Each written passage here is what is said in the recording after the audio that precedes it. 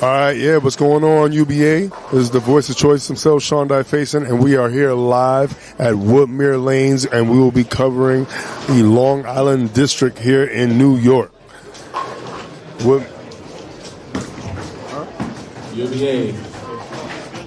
We're going to have the handicaps in. Don't worry about it. Give us a all right. And we are going to be featuring the match of Royal Flush.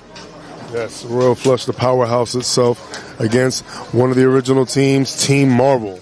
And we'll be covering scratch here on lanes 15 and 16. Scratch pair for Team Marvel, Daniel DiGirolamo. You got B Bowler, Tarek, otherwise known as Tank Moore.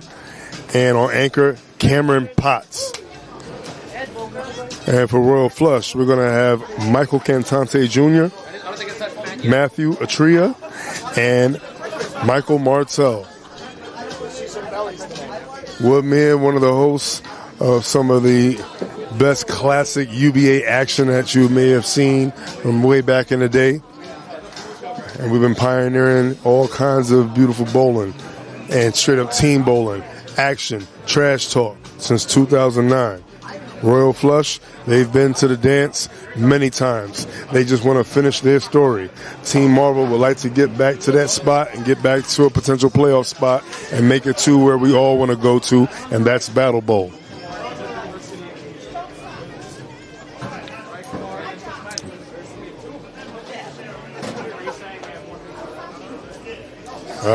Everybody getting ready. Practice has already started. Shout out to everybody who's taking their time to check out this live stream.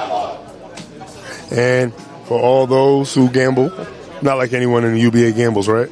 Betting window's always open. Talk amongst yourselves. See who you like.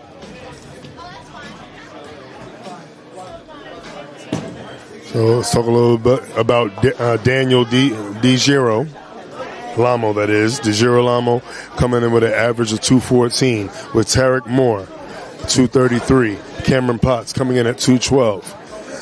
And for Royal Flush, with Michael Cantante Jr. coming in at 245 average.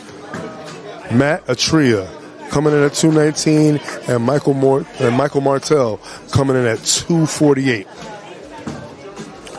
Mike has been doing a lot of bowling, not just New York, but he's been traveling all over, debuting and displaying all of his skills on the PBA circuit. And speaking of starting off, we're going to start everything off right. 10 back for Mike Cantante Jr. Being a true MC to start. And right now he's trying to get that playlist started, and he's trying to make sure that he pushes all 10 pins back for all 10 frames. And that's a good way to start.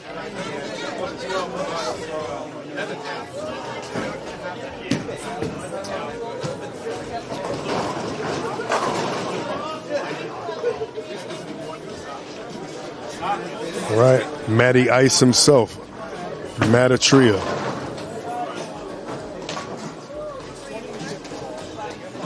Up on lane 16, Matty Ice up, gets it out, and comes back with not a problem. And Matty, with his namesake, ices that one, 10 pins back from Matty Ice.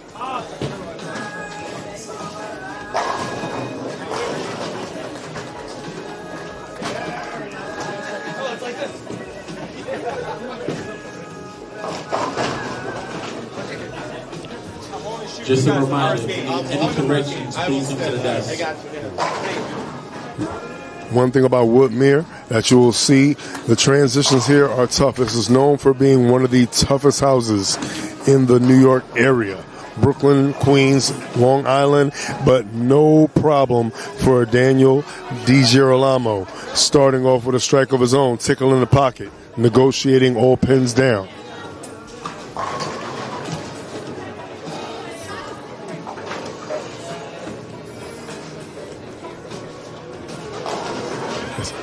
Yeah. Both teams do have scratch pairs, and scratch bowlers know it's all about pace. It's all about rhythm, taking your time, making shots that counts. When a scratch, there is no handicap to assist you. It is all about what you do on the lanes and what you put up in terms of numbers on the board with no additional help. And Martell, no problem. Nice beer frame. 3 bowlers, 3 strikes. Tank Moore up. And Tank hitting like his namesake. Right there through the pocket, knocking all 10 pins back was Tarek Tank Moore.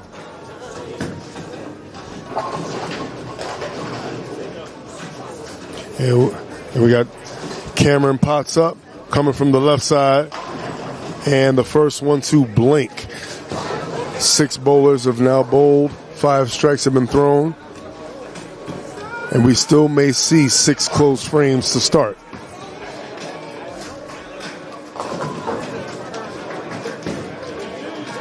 So out of the 5 bowlers that bowl, we're going to see the first spare attempt. And going 2-hand back up at the 7 pin. And no problem for Cameron Potts. So like I said, Woodmere has been one of those houses where the corner pins are definitely independent, and they're independent thinkers. They will stand up and they will have a staring contest with you, and 9 times out of 10, the corner pins always have a way of winning that staring contest. Daniel up, pulls that one inside, 7 count, leaving the 3-6-10.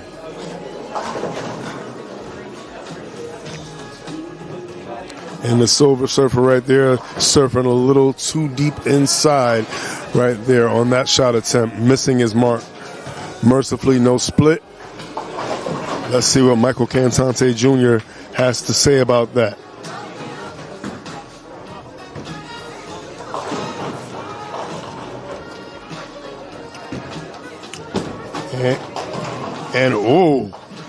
And like I said, this house right now gives you a lot of misdirection there, and jumps all over that spare, and now we have a 6-7-10 for Cantante to potentially convert. And Woodmere coming in hot. I said it is one of the toughest houses, and you are seeing exactly why.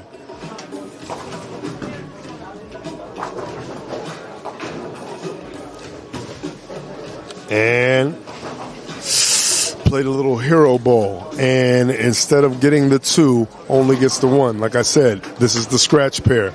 Every pin matters. Every pin counts. You need everything.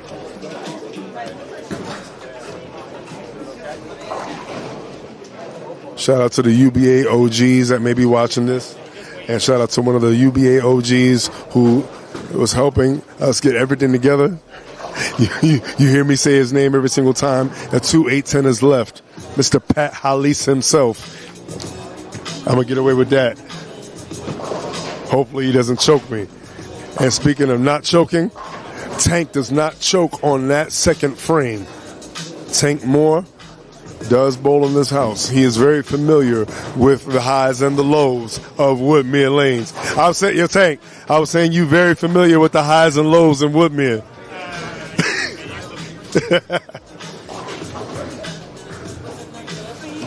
And we got Matty Ice up, and got ice water in his veins, and he does not mind that Tank has something to say, because he says something back. That was his rebuttal. That was his retort. Interesting fact about this pair, from what you can see, is that we have 3 lefties bowling. We got Cameron Potts, Mike Martell, and Cantante Jr. And one of Royal Flush trying to get an up-close shot of their jersey name. Martell up on lane 15. Going high and driving everything back. And he scratches his head, wondering how he got away with not going through the face on that one. But thumbs up, all is well. And now going 2-handed is Cameron Potts, and might be making a baby.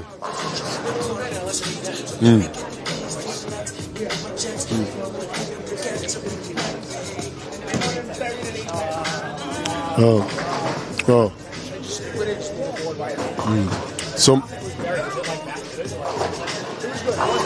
we're going to look to see if we can get a 2-7 conversion over here. Let's see if we can make a baby on a Saturday. Cameron Potts, versatile with his approaches. His first shot was one-handed. You saw he converted over to two-handed. We might see two-hand back up. And unfortunately, prophylactic on that shot, no baby made. So Mike, I was just mentioning that this is in terms of lane topography, one of the toughest houses in the New York area. I'm pretty sure you had plenty of highs here, and I'm pretty sure you've never bowled here. My first time bowling in this center. So there you go. We get a first right here. Mike Martell and Woodmere. Bowled here in my life. One of probably 3 centers in the state of New York I've never been to. I was just going to say, hear you not bowling somewhere is very interesting.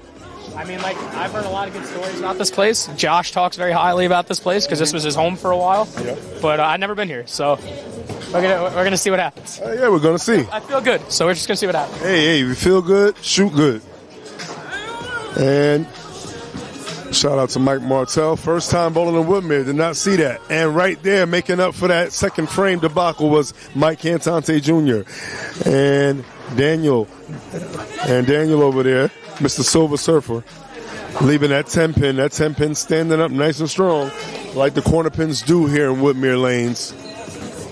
One thing about the mid-lane reaction here, it's very funny, misleading. It's one of those houses that if you do hit the ball, and if you hit it strong the way that you would want to through the oil, you'll get that interesting combination of skid, flip. Sometimes you get more skid than flip, and sometimes out of nowhere you get more flip than skid. But one thing you want to do is close frames, and right now Daniel closing his first, second, and third frame. Matty Ice up on lane 16. And right there, kicking out everything with a little light mix. And 3 frames, 3 strikes for Matty Ice.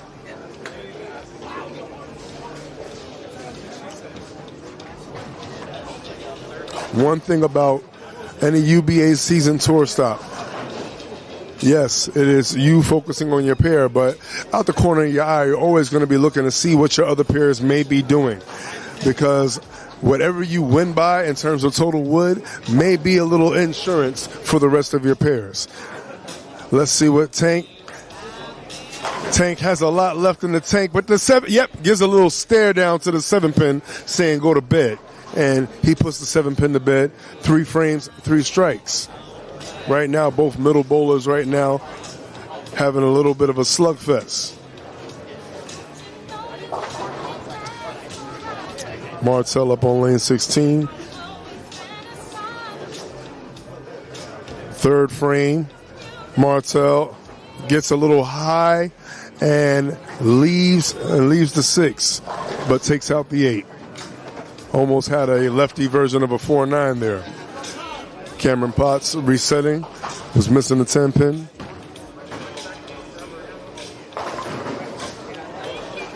Might have been a little cerebral defense. 9 pins only on Cameron Potts' lane, and only 9 pins knocked down for Mike Martell. Little bowler superstition for you right there. And easily converts his 6-pin. Cameron Potts getting the ball up the lane. And his first strike in 3 frames. And he has 3 frames and 1 open. So pretty much right now we got pretty much an even match, an even fight going into the 4th frame for both Marble and Royal Flush's scratch pair. Cantante up. And little double team right there taking out the 6-pin there. A little high-low action on that. And notice that Cantante got a little firm and got a little fast on that one. Didn't want to leave that. Well, he damn near left the big 4. Let's see what happens over here for Di Girolamo. Daniel up. There you go. Taking his time, getting to the pocket, kicking out the 10-pin late, but better late than never for the Silver Surfer.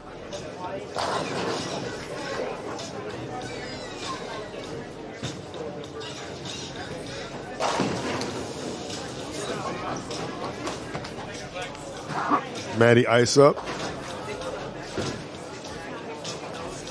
Could we see 4 in a row? And gets to the pocket a little fast, doesn't get a chance to drive all the way through. Leaving the 4-pin was Maddie Ice. And Tank up. Gets that ball out a little early, goes there and destroys everything. Hitting exactly like a damn tank. So advantage Marvel based on that. Maddie ice up. No problem on his 4-pin.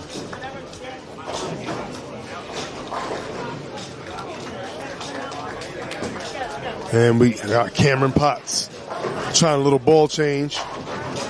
And he might have found the surface that's going to work best for him, because that's, yep, 2 strikes in a row right there. 9 spare, baby split, no conversion, and double for Cameron Potts. So we got a couple of workers here. Tank leading the charge with 4 in a row. So he's keeping that string going. Let's see what Mike Martell could do right here in frame number 4 on lane 15. Martell getting the ball up and makes a little slight adjustment off that last shot. Pushing all 10 back on a 279 pace is Mike Martell. Currently right now, score reads 224 for, reads 224 for Marvel. I'm sorry, 224 for Royal Flush, 216 for Team Marvel.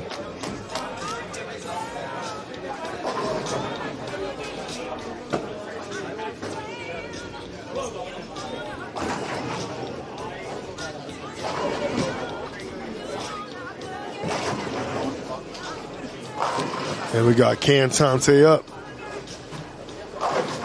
Ooh, kicking out the 7-10. Getting a little mixy with it. Daniel up on lane 15. Let's see if he has a response. Not the response he wanted. Oh. And might have to do a score adjustment, but that is not a 7 count. That is an 8 count. And he almost took out the head pin as well. I'm pretty sure he would have loved to get lucky and not leave a split. Matty Ice gets it a little out and making the pins dance a little bit. Shout out to the playlist in the background. And it looked like the pins was dancing to the playlist. All right, Daniel trying to convert the 110.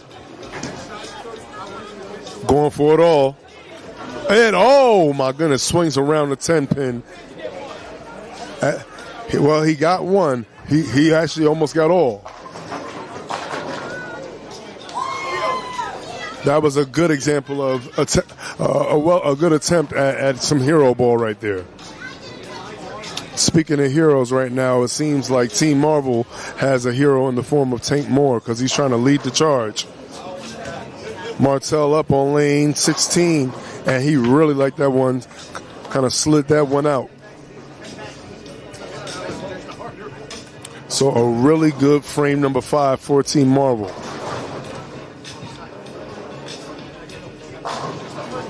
So it seems right now like Marvel is, well, in slight control because there's a big difference one frame can make, and that was a big frame for Royal Flush.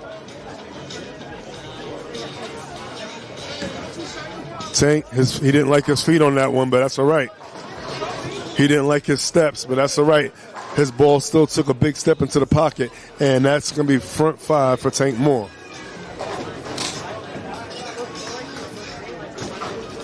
Cameron trying to join the strike party along with Tank.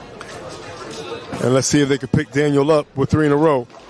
And yes, Cameron and Tank working together to lift up their teammate up top.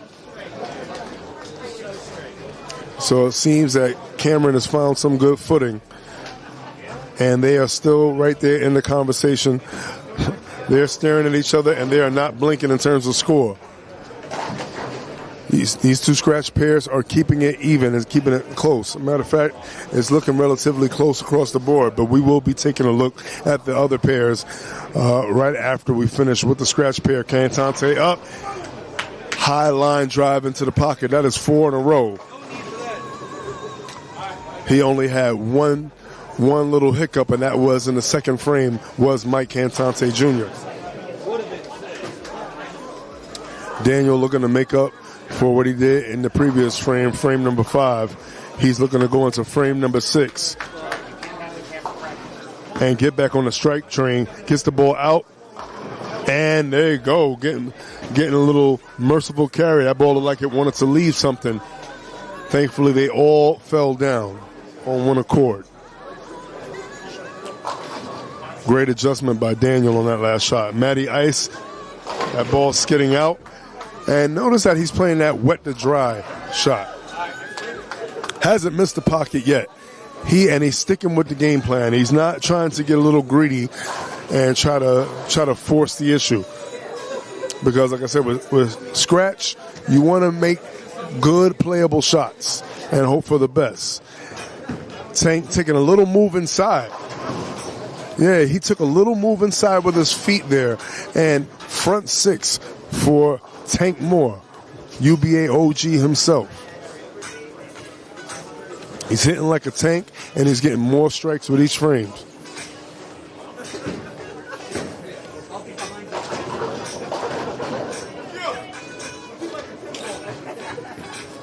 Martel up, taking his time.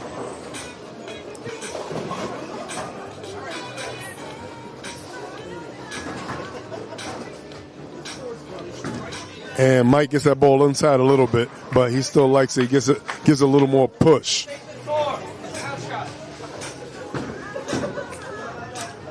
And as you hear, yeah, it definitely is a house shot. And, the lefties out here putting in work. All the lefties here are really doing their thing. And like I said, we have 3 lefties and 3 righties. So, only difference is that Royal Flush has 2 lefties. But this is the one case where it's the same amount of righties and lefties on one pair. So there is really no lefties advantage. But we got a little skid. And what may be happening is the angle that Matty Ice is playing may be driving a little bit of an oil track into Daniel's area. Daniel more of a stroker. So not getting a lot of revs on the ball. Very direct. Slow speed, direct, but looks to roll playable shots. Cantante comfortably getting that ball down the lane. And maybe rubbing his stomach for good luck.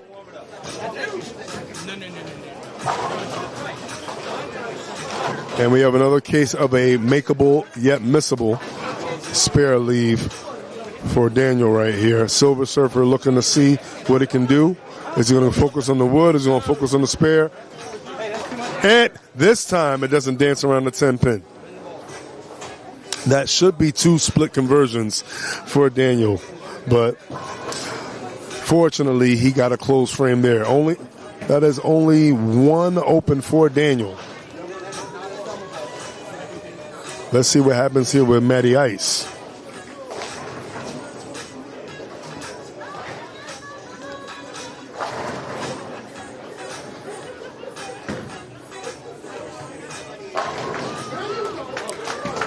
And Matty gets that ball up. Kind of softened his hand up a little bit on that one. Definitely wanted to ensure that he got to the pocket. As you saw before, Tank was having a little discussion with Mr. Di Girolamo about potentially changing his surface. He might be tracked up and might want to look for something to fight through whatever carry down was created. Speaking of create, let's see if we can create 7 in a row, and almost had a Pat Hollis there, but no, only leaving the 2-8. Good run for Tank Moore. So with that, now Marble is trailing behind the scratch pair of Royal Flush. And Royal Flush is trying to take advantage, and they're trying to hit the ground run and not look back. We do have a Pat Hollis, but not in this match. Just saw one there. Shout out, Pat.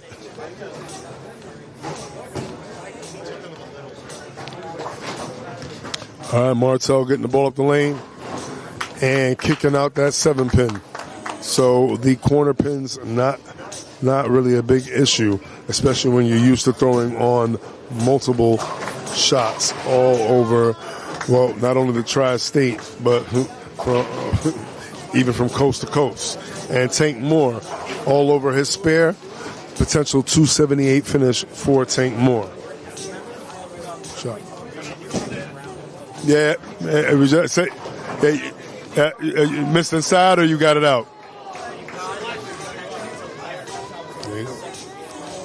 Spoken like a true OG. You can never blame the lanes for a shot that you throw.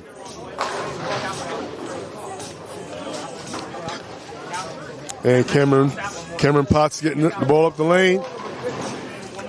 And even though it says so on the back of his shirt, he does not see doom for Marvel because, like I said, all it takes is 1 or 2 frames for things to turn around. Not that Royal Flush has a history of letting frames go, because they do not. But when you're in a place like Woodmere, anything can happen. And dare I say, their scratch pair is looking pretty strong. And speaking of strong, that ball hitting nice and strong. And then he shows off that 6x6 pack. Yo, Mike, what you said, that's a 6x6 pack? 6x6 pack? Well, it's actually a funny thing about my keg right here. Oh, this is not even video right now. That's all right. You know, got to look at it. After dark. Maybe I'll zoom in on it. Well, we're gonna zoom in on that baby. Well, it's funny. We saw your stomach, and then we see a baby right there.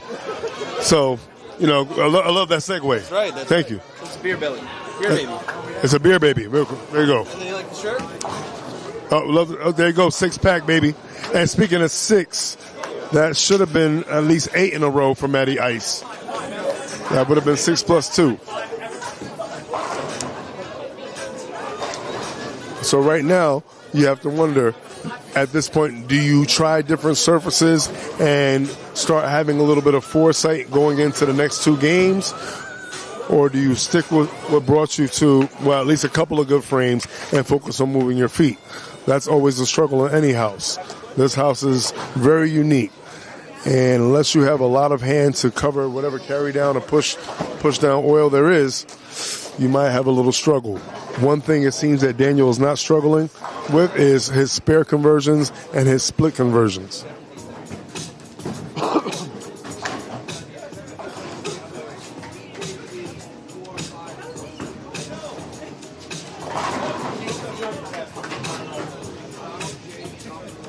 And with each strike that they string, piece by piece, they create a bigger lead, does Royal Flush, over Marvel's scratch pair.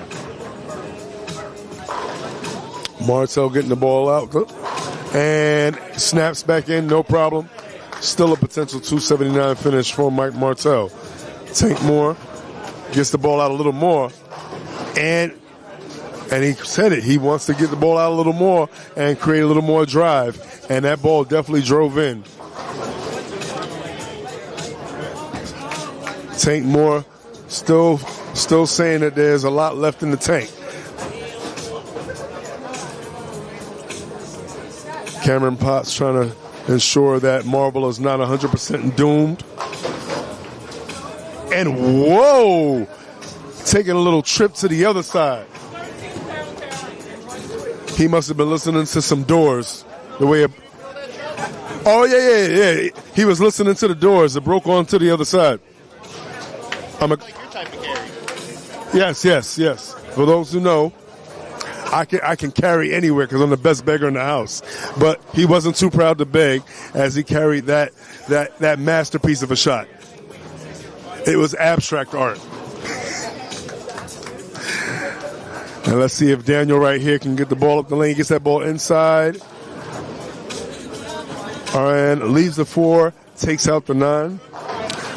And kind of a wise move. Might as well guarantee yourself a 9 or better. Cantante gets that ball up the lane, and he looks comfortable and more comfortable with each shot. And, yep, we did not get a shot of the belly, thank goodness. He going to ruin everyone's algorithm. But one thing, I can say anything about algorithm I want, but one thing about his rhythm and the other two scratch bowlers on Royal Flush, their rhythm is definitely there, and it doesn't look like they're going to stop. I don't think they plan on taking their foot off the gas.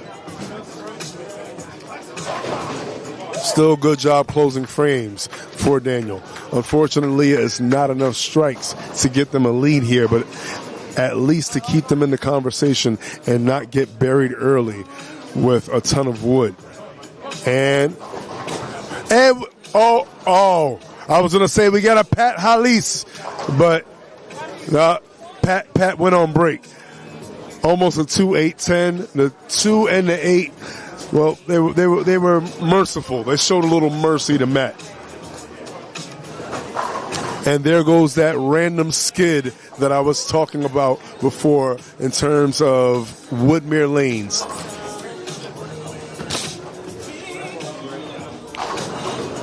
Should be no problem on this 10-pin conversion.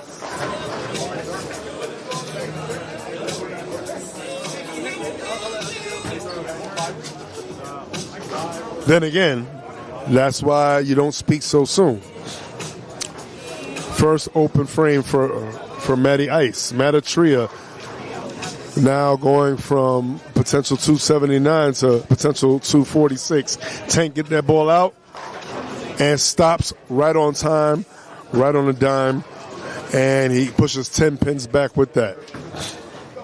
Tank Moore, like I said before, very familiar with Woodmere lanes, the highs and the lows.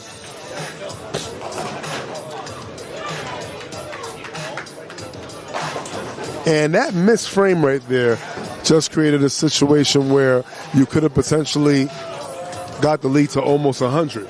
Because it's not just overall wood on your pair, but it's across the board as well with your handicap 1 and 2 pair. Marcel looking to pick up where Matty did not leave off, and he did not leave anything on the deck. And they're all showing that they got some guts. And speaking of guts, let's see if he's got the guts to respond. And again, gymnastic-like pins. And Cameron Potts says he will not lay down for nobody.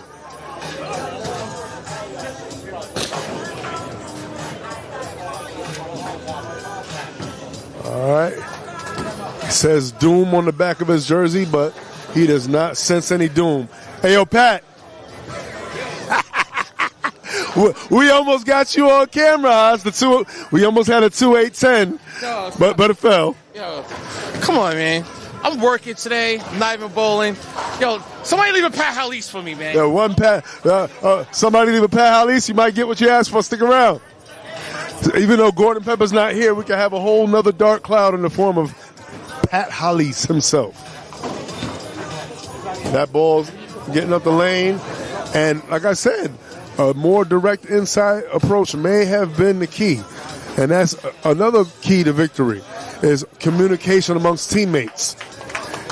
And I don't know, that six-pack, that actually, that might have been an actual six-pack ball right there. High five to the camera by Mr. Six-Pack himself. Let's see right now what's going to happen with Daniel. Yep, taking that direct approach on the inside. And like I said, even though it's 194 max, it could be a quality 194 with major upsides in foresight. Speaking of upsides, potential 266, gone down to now potential 255. Still a good start.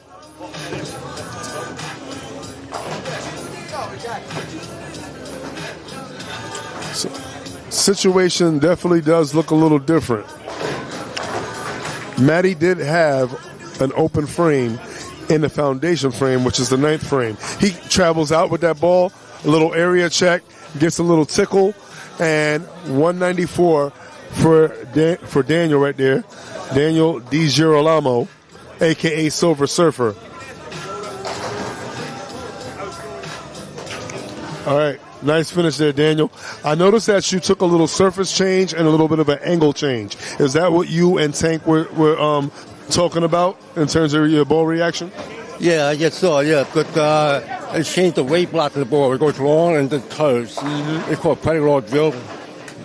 I'll show you the ball. Want me to show you the ball? Oh, yeah. Well, we definitely appreciate it, if you could, if you want. And you can even tell us how do you feel about that surface change? I bent down low and followed through and turned my hand. Before, I was like... So right now, getting the ball up the lane now. Yeah. All right. Definitely. We're going to see what your next two games look like. Good job, Daniel. I feel you. And speaking of feel, Matty Ice felt good about that shot, looking to make up for what happened in the ninth frame as he flagged the 10-pin. Got a little patriotic on that. Tank Moore showing real OG poise.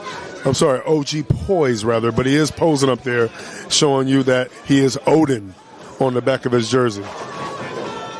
Poise in the 10th frame. He knows every single shot matters. Misses the inside. And even though he knows he missed inside, the ball did gain a little length. He didn't like it off his hand, but the reaction still paid off for him.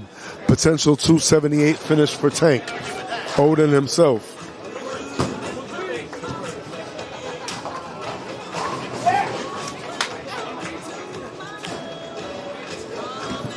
Matatria getting the ball up the lane. And we are not a Pat Hollis, but that is 6. 6 count. Leaving the 2-4, 6-10 was Matty Ice.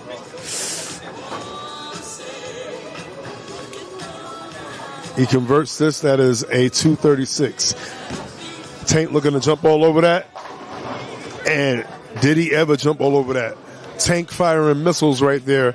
Got the ball to where he was getting it before. Blowing the rack right there. One more gives him 278. Matty does not convert the spare. 234 finish rather for Matty Ice. This has become very interesting. Every frame matters and every pin matters. Even though Royal Flush has the advantage, the deficit is not a big one. Tank finishing like a true OG and a true anchor and kicking out the 7-10 for a little showmanship right there. A little choreography between the 7 and the 10 as they fell down at the same time. I would say a good 300 and a possible, man. I know. You know what it is? Well, that one that I tugged, it is skated. You're not missed in the oil. You got to put your big boy pants on and get out to like 5, 7, somewhere around there. You try to play up 10, good luck with the carry. And you've been bowling for a little while, right? You're good up and comer. Yeah, a little 12 years, a little something. little like 12 years. Yeah, But yeah, I got to go retape because I'm bleeding through right now. Oh, yeah. Well, you prove that every frame matters and every pin matters. And speaking of pins mattering, that 7-pin standing up actually matters for the differential and the deficit that could be cut down by a lot with this next shot. Right. And unfortunately, we got a slide but no kick. And right there we saw that we saw a little self-talk and almost a little self-harm done by Cameron Potts, who looked to jump on that amazing opportunity. That would have made a big difference. And like I said, what a difference 1 frame or 2 frames can always make. Martel gets the ball up and no problem converting his 7-pin. Actually makes it almost stand up after hitting it.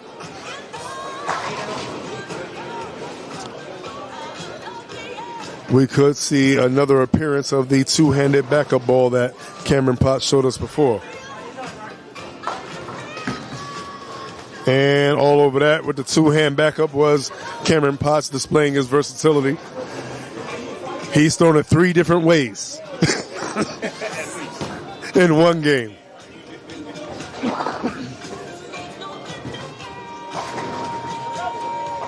So what looked like what could have been an almost 100-pin deficit, thanks to finishing out in the 10th frame by both the leadoff and the bowler in the middle, has cut that deficit down to what looks like it's going to be about 40 pins.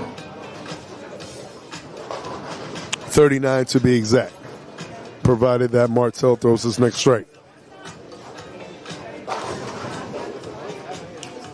And it shows you the importance of closing frames, not only any frame, but especially in the 10th. Because they always say, you bang out in the 10th, you might give yourself a little strength down the line. Martell trying a little ball and surface change. And, ooh, like I said, interesting leaves you will find here at Woodmere, leaving the 10-pin. And it is a 38-pin deficit, 746 for Royal Flush, and 718 for Marvel on the scratch pair. And we're going to take a look. Yep. We'll take a look at other pairs. As soon as it's time for that, we're going to take a look and talk about the importance of what needs to be done in a season tour stop. So I mentioned differentials in terms of pins and winning games. So it is 2 points for each game that you win, which will equal 6 points, and 4 points for total wood on that pair. That is 10. That across the board is 30. Overall wood for all three pairs. That is an additional 10. That is exactly what you want. So right now, in terms of points, we have a 2-point victory right now for Royal Flush in game one. We're going to see what's going to happen later on, and we're going to talk about how close all the other pairs are. All the other pairs need to close frames. All the other pairs need to communicate, just like you saw before with Tank communicating with Daniel about what they see. Because sometimes what you do is not the same as what you may see up close. It's always good to have your crew watching your back, having your carpet crew. We always talk about the carpet crew and the support you have of the jerseys that's not necessarily on the lanes, but also maybe watching for some things like jersey names. You got to make sure everything is intact. And you want to avoid protests as well.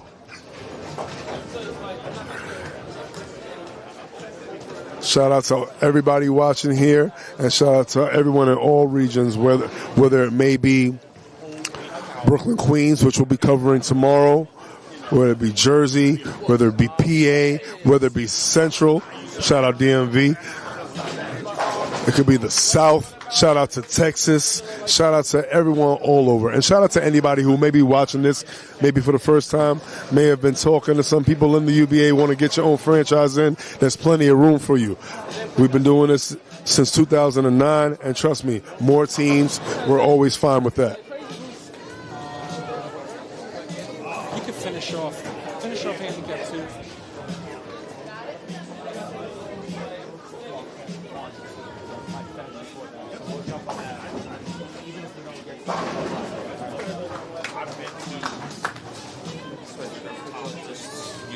We're going and we got an interesting lead over here on handicap pair number 2 on lanes 19 and 20. Traditionally known as one of the best pairs in this house. Over on lane 19 and 20 for Team Marvel, we have Christine Lawson, we have Larry Lawler, and we have Lamar Palmer.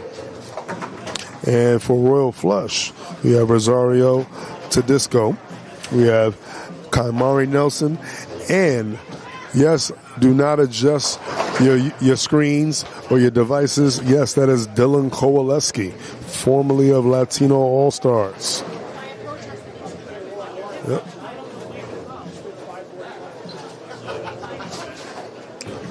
Opt-out season has brought about a lot of interesting changes to teams. Dylan Kowaleski making the jump over to team to Royal Flush, and it seems like he's pretty comfortable here.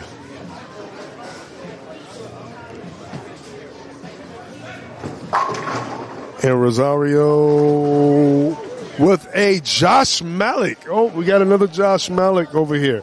Shout out to Josh. I know you don't live too far from over here. Too bad we couldn't have you over here.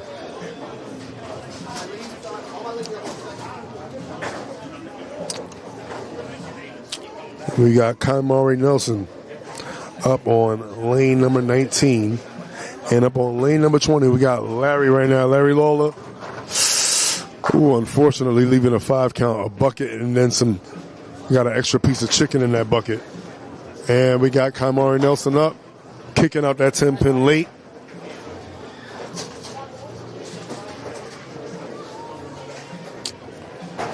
All right. Josh, how's you guys looking over here on handicap pair number 1? We lost by 17, but overall looks like we'll be up around 100 in total wood. Okay. Not too bad. Good start. Definitely a good start. And speaking of start, the start of the season and at the end of, the opt-out season and everything, we see you made a pickup. Can you tell us a little bit about that pickup? Well, we got Dylan Koleski. His team folded, so he was looking for a new home. Wants a chance to compete for a title, and 3 years in a row making the final 8. And you definitely had to welcome that out for him. Yeah, of course. We picked up him. We picked up Jack Castellano, another good scratch bowler. Team's retooled, locked, and loaded, and ready to go. I feel you. So looking to finish that story. For the most part, we never want to say anything's a guarantee before it happens, but we pretty much know that we're pretty much going to always see you guys at Battle Bowl. We don't take anything for granted, obviously. Every match is a new opportunity to assert your dominance. There's some good teams in this division, but I'll never count us out. That's for sure. I don't think many people will do that as well. And the betting window is always open, I assume. I mean, that's a given. It's always open, but most people are scared to put their money where their mouth is. So especially when you play your cards right and you got plenty of cards on your jersey. Appreciate you.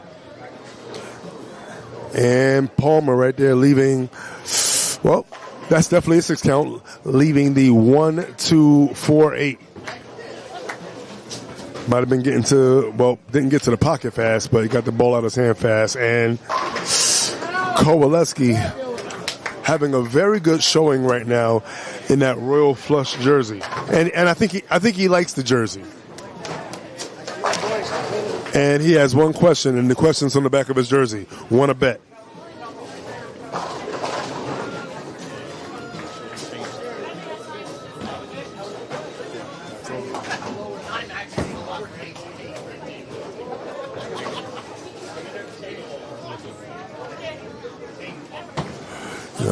Shout out to everybody taking the time to check this match out. Again, it's Royal Flush versus Team Marvel here in the Long Island district of UBA. And we got the Degenerate himself, Mr. Rob Calabrese, the puppet master, the one who always is at the helm of the betting window. So speaking of bets, are you a sure bet to finish this year at Battle Bowl? Oh, we should make it to Battle Bowl again. It'll be the 4th straight year, actually. 4th straight year. But I'll guarantee we're definitely making the playoffs, that's for sure. No doubt about that in my mind. Any messages to any teams who If anyone wants to bet that we don't make the playoffs, we'll be happy to take that bet too.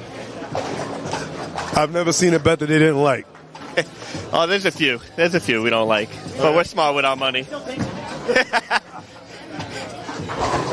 Yeah, but now with our new recruitment here with Dylan, people are going to hate us even more, especially Jack Castellano now too, but he's not bowling today. We'll take all the hate. We take all the hate? All the hate, baby. Bring it all? Bring it all. Smoke inhalation's not a problem? Nope. All right, Rob. And we are still taking a look at the finish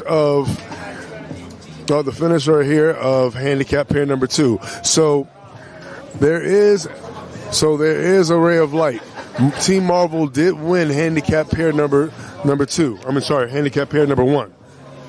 So right now, 4 points for Royal Flush, 2 points for Team Marvel currently. But the deficit is looking like over 100 maybe in terms of what Marvel needs to overcome. And Marvel may need to look at surface changes, ball changes, or maybe even finding a way to maybe control the pace. let's see what they do. We're going to start over here at handicap pair number 2. We have Christine Lawson up on lane number 20. She didn't have such a good start. We're going to see if her fortunes change, and maybe she just needed a little shine on the camera. Getting to the pocket, unfortunately, leaving the 5-pin was Christine Lawson. We got Rosario up on lane number 19. He left 2 8-10s before. Let's see if he cannot do that a third time. And goes from almost leaving a 4-9 to doing a roundhouse sweep and taking out the 4-pin. Was Rosario. Hey, Rosario, good job not leaving the 8-10, brother. Fucking believable. 2 of them, bro. Unreal. Yeah, man. Missed the pocket once, 180. Hey, let me tell you and something. I missed the 2-pin. Hey, I've seen stranger things at Woodmere. And 5-pin, no problem for Miss Christine Lawson taking it out. Great shot, Christine. Hey, you probably just needed someone to watch it. That's all. And, ooh, very interesting. Even though it wasn't on camera, we had a righty just leave a lefty leave, a 6-8. Oh, and Kaimari missing the pocket himself, leaving the head pin, leaving the pocket, leaving the 1-3-6. I'm sorry, the 1-3-9. Let's see, Larry Lawler can adjust. Seems that he slowed his feet down a little bit, and a better shot than he threw the last one. A little high, but no split, no trouble. Leaving the 6-10 was Larry Lawler, the war machine. Hopefully he's not at war with himself. He needs to let himself relax and let himself roll. And he rolled the ball nicely there. Just got to the pocket. Well, not the pocket, but it got to his spot a little quick and line drive. All over the spare conversion was Kaimari.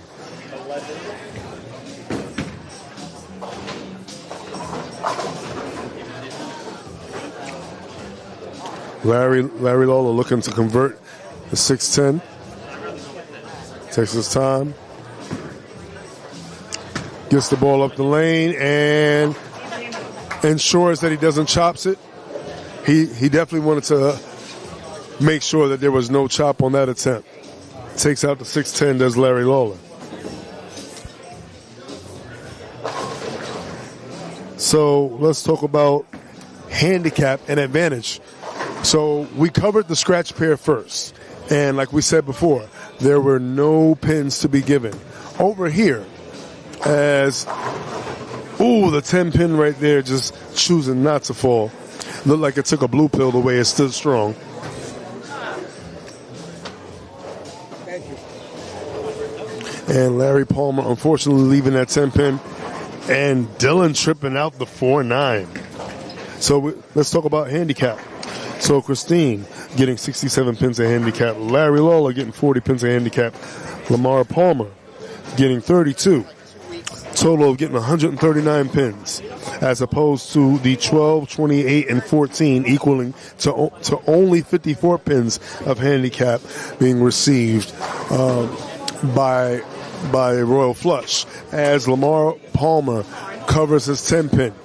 So when you have the advantage in terms of handicap, simply fill the boxes, close the frames.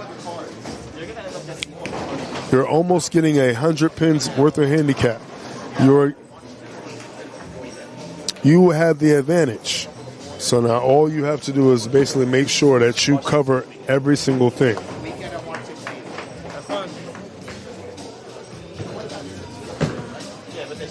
Let's see if Christine Lawson can stay on that.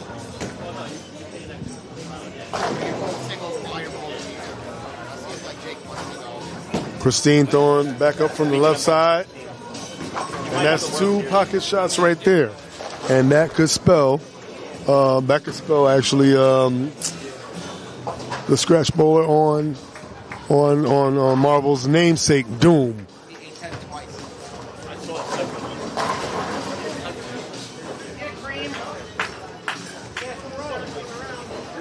And it says rescue on the back of her jersey. Well, let me tell you something. Every spare that she makes rescues any opportunity that Marvel has. And Marvel does have an opportunity. They have the pins. Now they have to make sure they cover every single thing they leave. Unfortunately, that one is not going to make it to the 10 pin for Christine. Kaimari looking to follow Rosario's strike, and he does. He follows a strike with a strike, and let's see if Dylan can finish that. He can finish that pattern right there.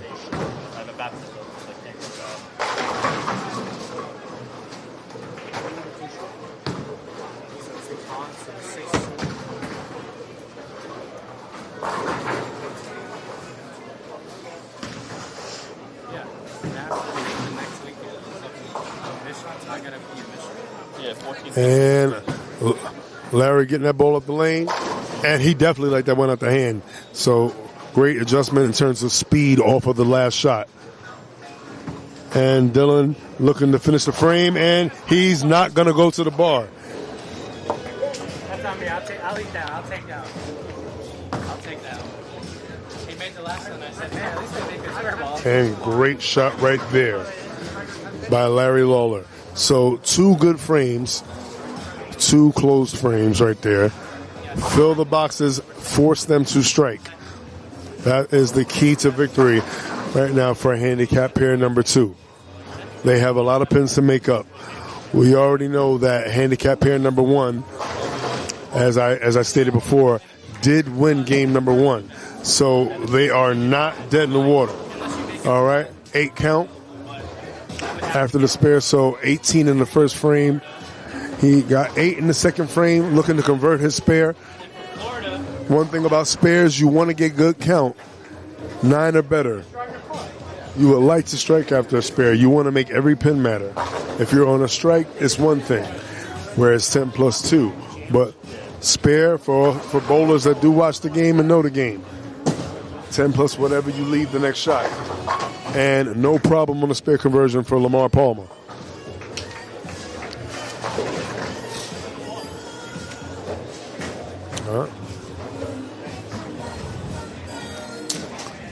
Christine Lawson receiving the most amount of handicap, so she is the key to victory. Or like I like to say, the X factor is Christine Lawson.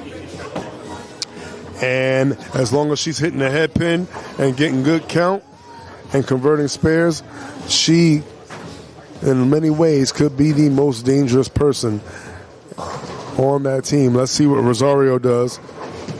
He had 2 strikes to start, and I think he has found a way to hit the pocket and take the 8 and the 10 pin out. 3 times to the pocket, 3 in a row. How do you feel about that? I feel fantastic.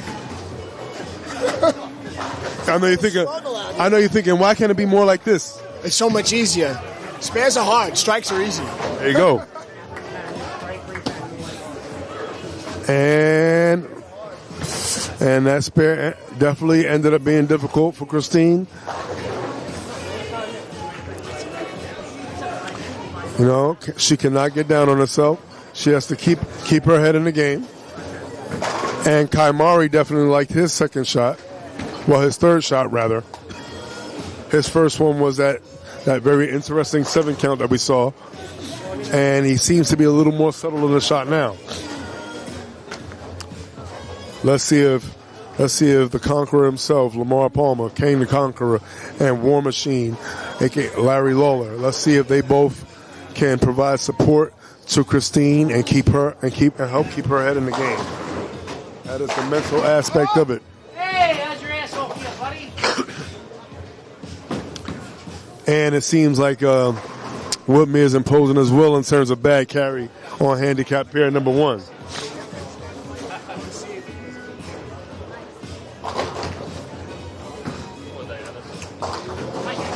Larry Lawler getting the ball up the lane. And great shot. Unfortunate 4-pin leave for Larry Lawler.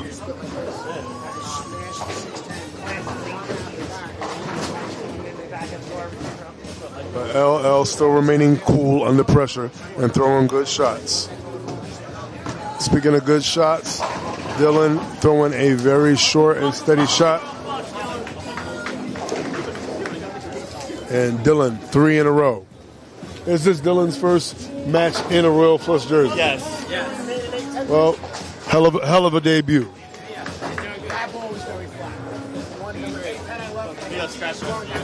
And Larry going for a spare, and that is the key to staying in the match. Remember, in terms of handicap and in terms of score, it's Royal Flush that's fighting from the bottom. They're fighting their way up. They're the ones giving up the pins here.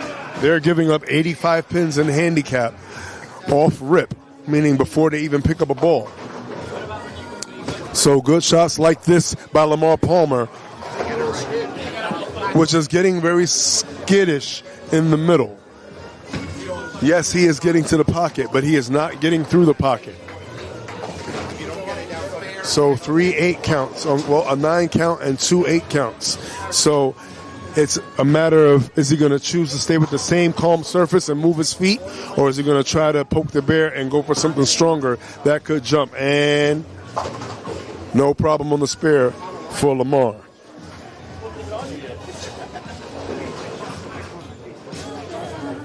Hey, Lamar, what's going on, brother? Hey, I noticed that you might be experiencing something. What do you feel you're experiencing out there? I feel like I'm throwing a good shot, and the ball is just catching like an oil slick towards the end. I mean, it's still turning, but it's just weird out there. I'm throwing good shots, but... It's very Woodmere-ish. Very Portsmouth-ish. But you know what? My whole thing is just fill frames. You know, I only had one open frame the first game, but I couldn't bang the strikes, you know, but I was filling the frames, one open frame. We're down too much in wood on this pair. We got to make up for it. So I got to start finding it sooner than later. And I made a ball change. I think that's going to help, too. My solid in game one has become a pearl. So that tells me something. All right. And Rosario seems to like whatever change he made. And mercifully, the 5 pinners fell for Christine. So there will be a score adjustment. And Kaimari with a great shot right there. Hey.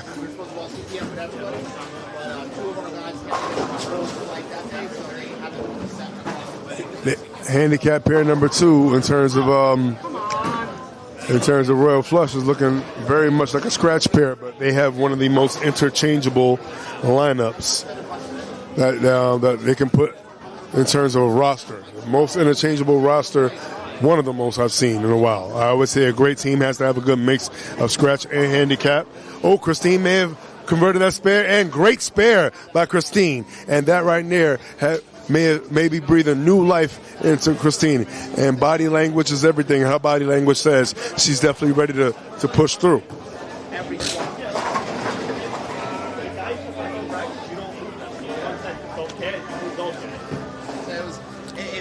Royal Flush doing what Royal Flush does. They see an opportunity, they jump on it. They know that they are giving up 85 pins off rip, and they know they have to throw strikes to make up for that in the beginning. So now it's all about the pace and the race. Larry Lola taking his time. He found a good line. He's been throwing good shots, keeping the ball in play. And he's keeping the ball in play again. And consistency is one thing about that, because that is the second. That's the second consecutive 4-pin left for Larry Lola. So he's getting to where he wants to get to. He's not getting the result. Speaking of getting results, the result of Dylan's first was almost the first Pat Hollis left in the home of Pat. And 3 strikes and then an 8 count. So Dylan will be going to the bar for this one. And Larry having a little whisper session with that 4-pin. Yo, Larry, I saw you trying to whisper with that 4-pin.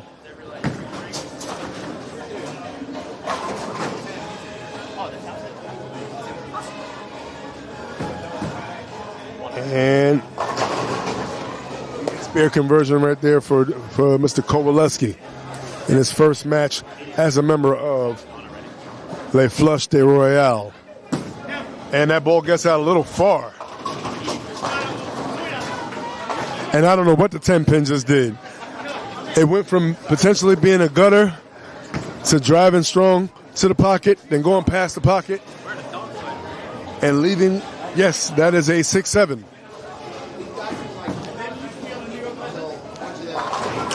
It is makeable, but it is definitely a highly likely missable.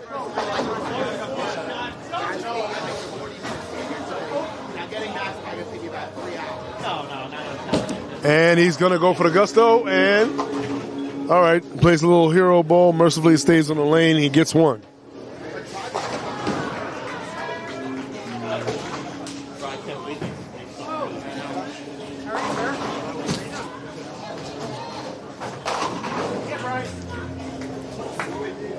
I mean, how hard could it be? So the deficit, the largest deficit is on handicap pair number 2. But the overall deficit is not really that bad in terms of coming back. Only thing is, it's not going to get any better if we do not have any better shots by Christine, Larry, or Lamar. They need to do something, and they need to, they need to get an opportunity and jump on it when it arrives. And opportunity has a slight arrival for Marvel.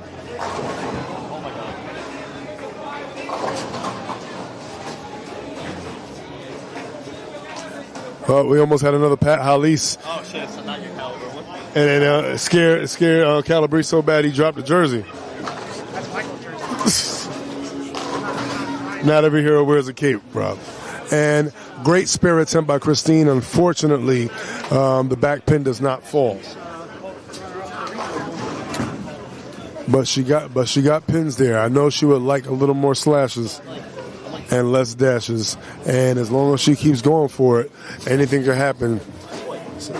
She might want to go to her teammate, and she might be going to a teammate now, /husband, going over to Steve Lawson and looking to see if just maybe she might need to make some kind of change. Let's see what kind of change happens for Larry Lawler. And pulls that ball a little bit inside, goes to the face, leaving the 3-6. Kaimari with another great shot, and he's making it so that first frame does not matter. Potential 290 finish for Kaimari Nelson.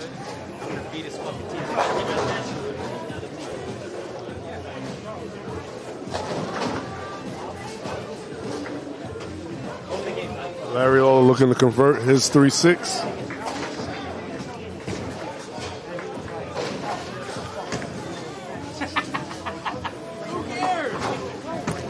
And Lawler get the ball up. And Lawler staying clean. He is the only one right now on handicap pair number 2 staying clean, which still leaves room for opportunity. If somehow, somewhere in this game, they get some strikes working together, they could walk something down. And speaking of walking down, somehow Dylan walked away with a strike on that one. I don't know how he did it. It's got to be the New Jersey. And Lamar getting the ball up the lane, and he did say he liked the look of the pearl, but it's not always the ball. Sometimes you got to put it in the right place. You're either going to move your line or move your feet. Let's see what he does. So that's 2 splits back to back.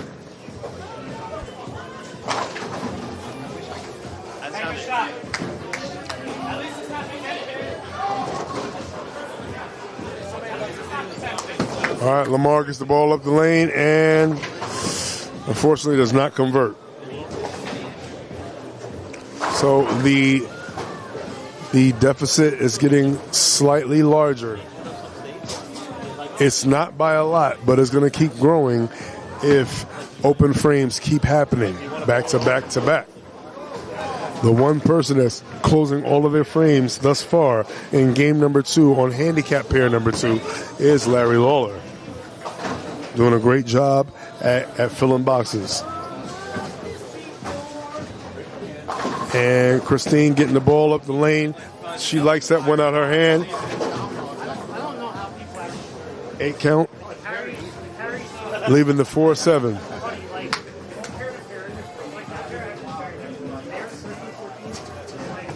Rosario getting the ball up the lane. And Rosario getting that head pin to roll out and take out the 10 pin. Way to have a good talk with the head pin there. So.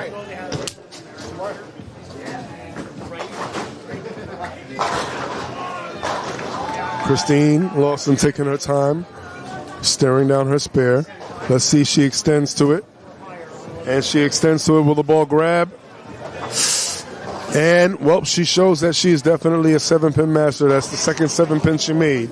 Unfortunately, she needed to make the 4 and the 7. And Kaimari takes a little strike break. Let's see if Larry Lawler can jump all over that. And it seems that we are going to need a 3-pin up. Oh, that was a 3-pin.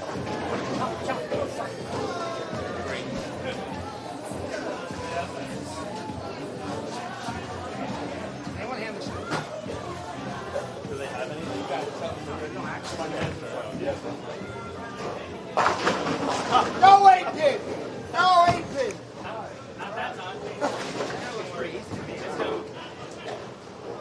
And all right, Larry Lawler, it's a little slow. And just what I was afraid of. That ball he lost a lot of speed on that one. And we may see his first open. The 4-6-10.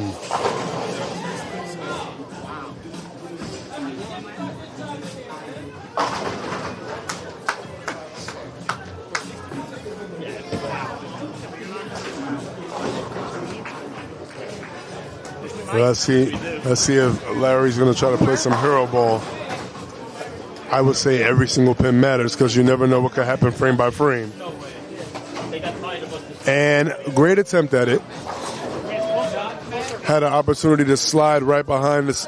If he would have made it, if it would have just slid behind and tripped it.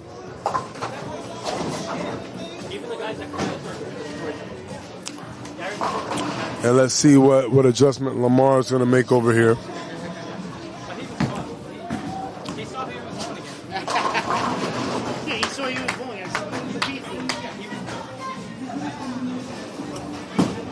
Lamar with more of an inside look, and best shot he's thrown all game.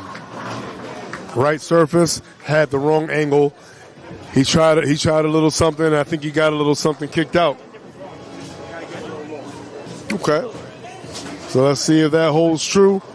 And speaking of hold, that ball had a lot of hold, leaving the 2-4-8.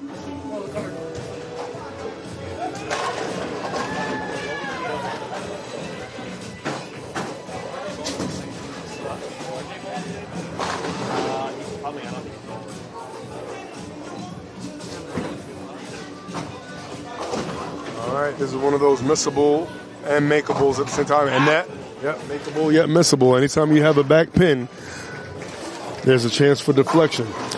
And then, deflection and reflection. After the deflection, you got to reflect on how you threw it. Let's see what happens right here with Rosario.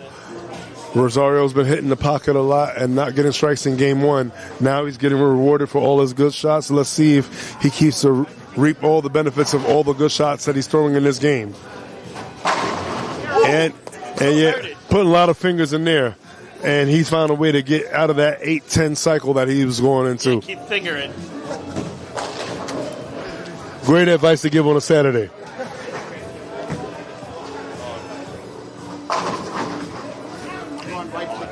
And Christine Lawson looking to change her fortunes. And, all right, 6 count. Kaimari looking to make up for the 3-pin that he left. And looking very relaxed up there. Kaimari with a great shot. Let's see if we can get a good spare conversion here from Christine. I know she's been struggling this game. She struggled last game. She's trying to to change her own fate and change her team's fate as well. I certainly hope she's not putting too much pressure on herself. Let's see if she extends all the way to her spare. It skids in the oil and unfortunately does not skid back.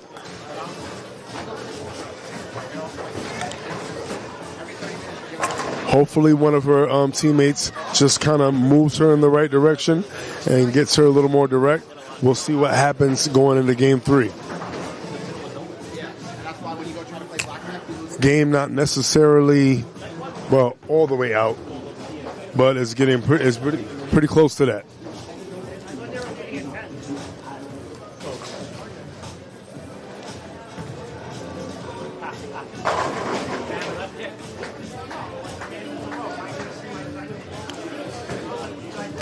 Larry Lola with a surface change and just cannot get one break. Lane 19 and 20. They acting real funny to Larry Lola. And unfortunately, the 9-pin stands up. Is that a Pat Hallis? Nope.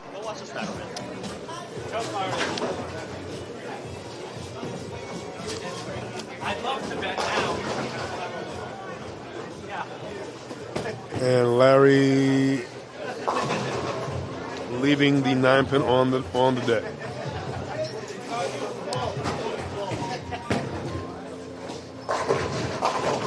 Let's see if we get a 2-8 conversion on camera by the debuting Royal Flush member, Dylan Kowaleski.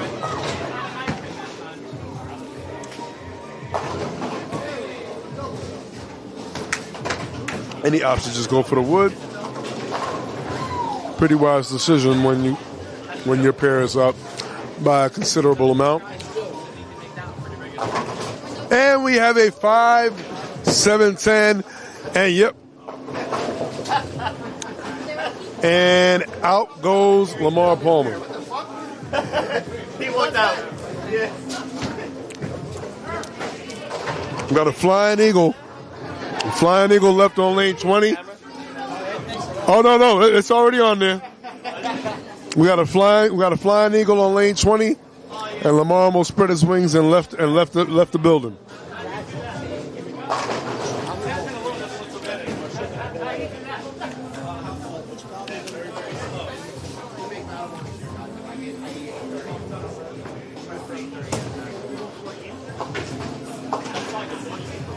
And I'm assuming the next stop is to the bar. I'm assuming next stop is at the bar, Lamar. Is it the bar? Time for the bar. I already saw where your GPS was set.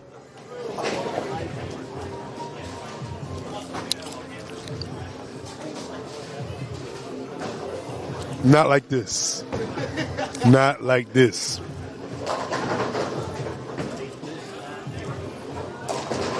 And Rosario taking a trip outside, putting a leg up, looking like a logo.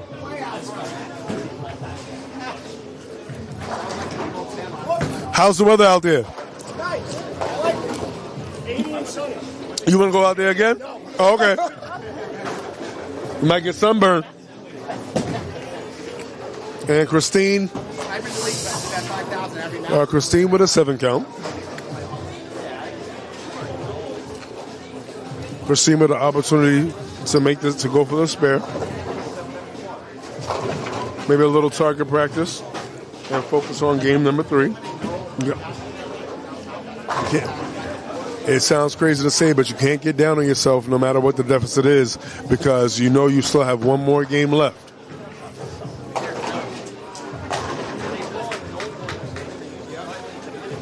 And right now, handicap pair number 1 is the one truly putting up a fight, as well as the scratch pair.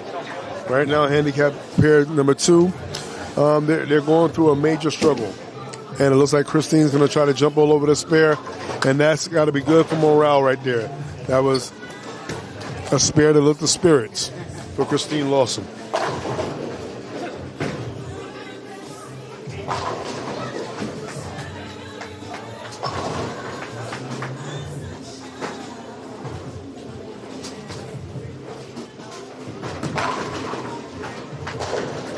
It's very hard to get comfortable with shots when every single member of the other team looks extremely comfortable. It seems like they're lacing shots, and it seems like they can't get either a rhythm or a good break. But they're going to need a combination of good shots as well as good breaks if they're going to do anything going into Game 3, or at least to shave the lead down a little bit this game. Larry may be just a hair too far to the right. We'll see what adjustment he makes going into the third game. And Dylan's first time in a Royal Flush jersey, and he's going to try to make a baby on camera. Wow, there's like no traffic here.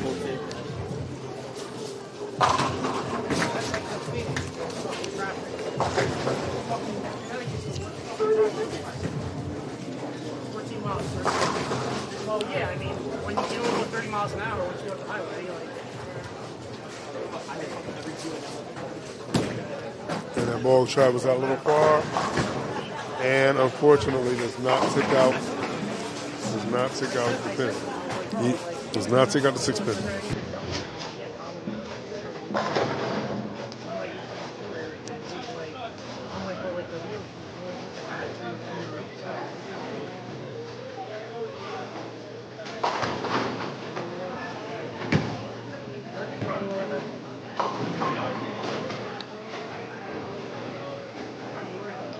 Yeah, Lamar Palmer back up. Before he left that unfortunate 5-7-10. Let's see if he can avoid it this time. And hits the pocket for the second time in a row. And he definitely makes sure he doesn't leave that amazing shot that he left before.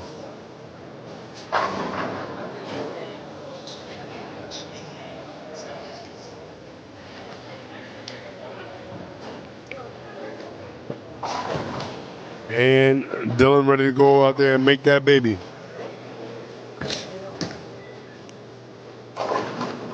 Hey! Nice shot.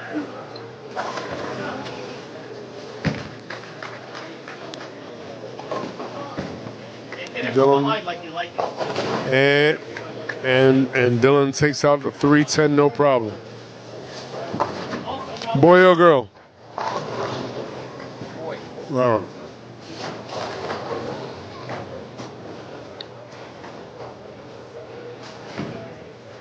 Yeah.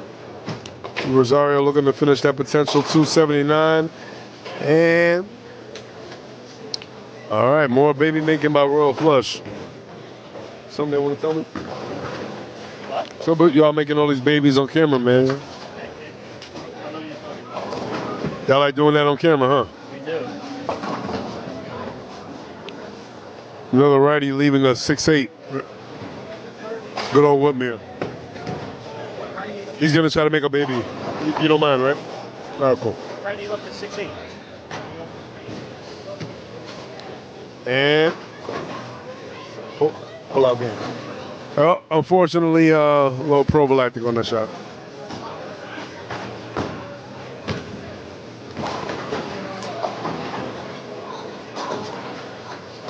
Christine Lawson up on lane number 20.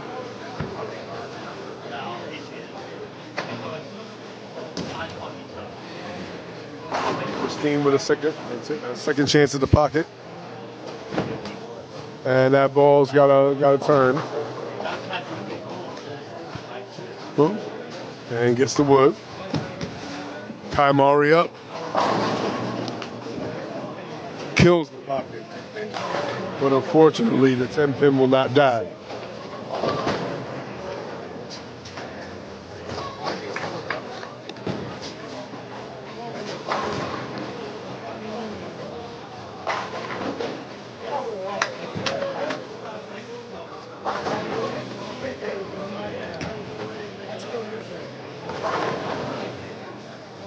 And Larry Lola going up. Still a little pitch too far right for my liking, especially with that surface. Or maybe he sees something that we don't. But one thing we're going to need to see, and he's going to need to see, is a line change and needs to try something different.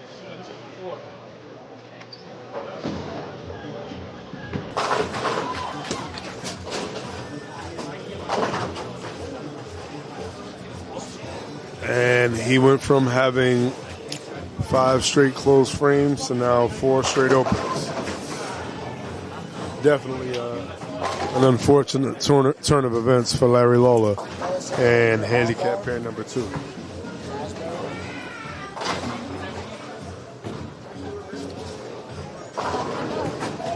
Dylan likes it up, well, he thought he liked it out the hand, but here goes that interesting third game transition of Woodmere. Good first game, shit second game.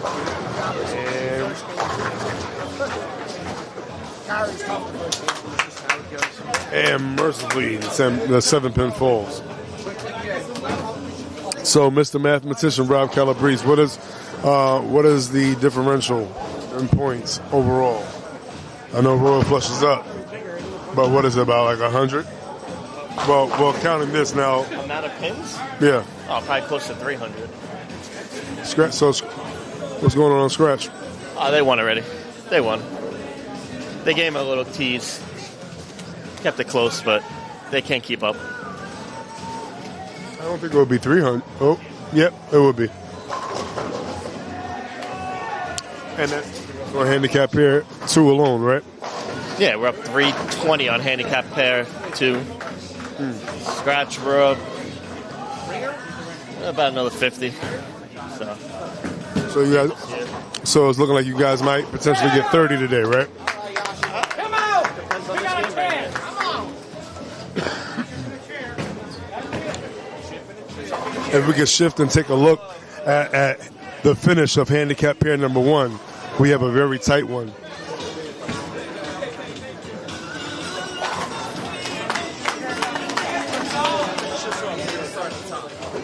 All right. And good pocket shot. Looking to see hopefully better fortunes for Christine Lawson going into game 3. Unfortunately, this game is going to be over, and it's going to finish with a potential 245 for Rosario as they go from giving up 85 pins in the beginning to being up, and it's looking like they're going to win this by roughly close to I want to say 180 pins for game number 2.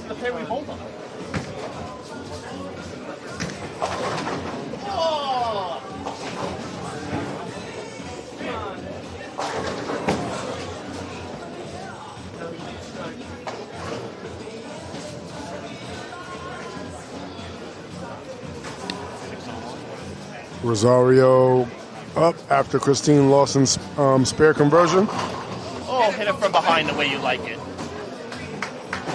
Shout out to Rob Calabrese. Giving us a lot of information about himself over here. Just give me your 10 pins. I'll take it. Got one!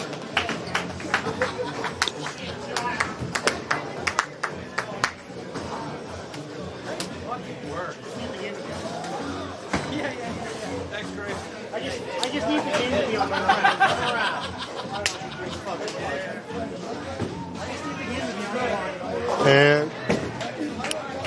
And Christine Lawson with the 7 count.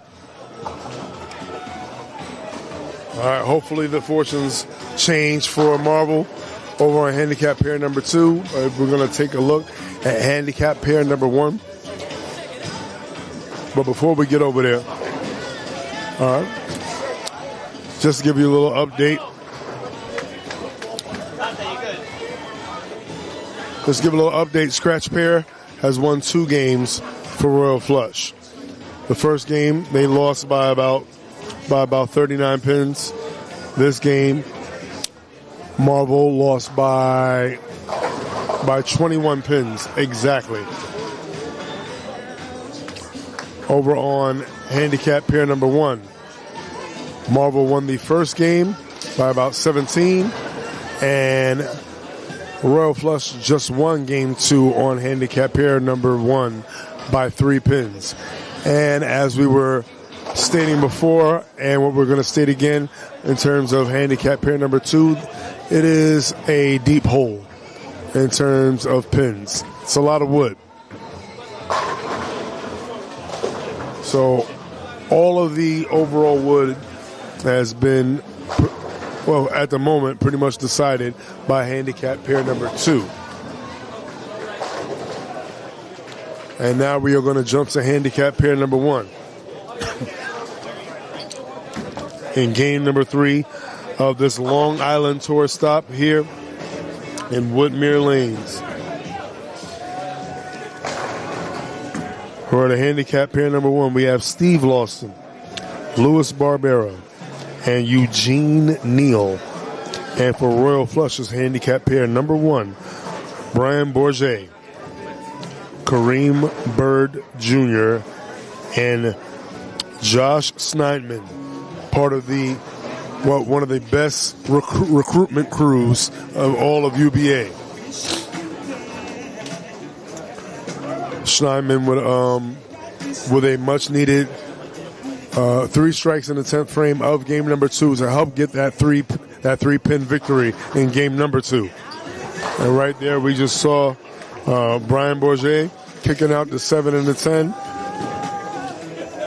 Steve Lawson looking to convert his 3-pin. And all over that was Steve Lawson.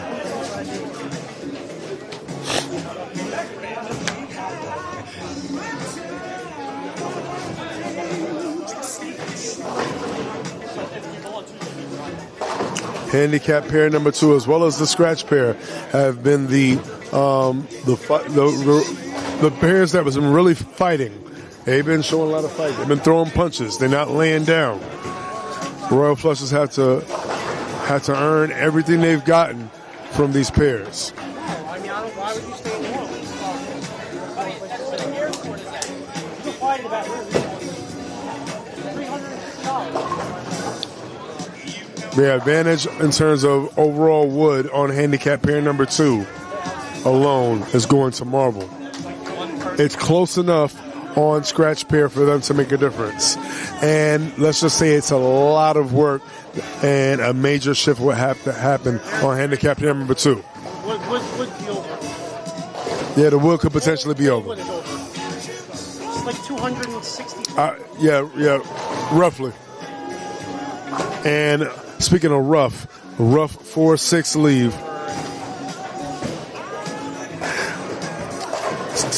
Says the man who doesn't take anything for granted, right? No, this team, not us. We're bowling for something. Well, when we look at the top, other teams should be looking at the bottom. Well, you heard it right there. Josh says, in terms of them, they look at the top, and certain teams need to look at the bottom. Well, those are fighting words, and those are words that could be biting words if they do not come to fruition for them. I mean, they're guaranteed to make something. They usually always do. Or you could be a smelling salt for teams that may want to wake up. We always like to quote people, and I like to make quotes. I'm going to quote the great fighter, legendary Mike Tyson. Everybody's got a plan until they get hit in the mouth. And right now, they haven't got hit. But I know this team's looking to hit them. And I know Eugene Neal was looking to hit and take out the 4-pin on that first frame.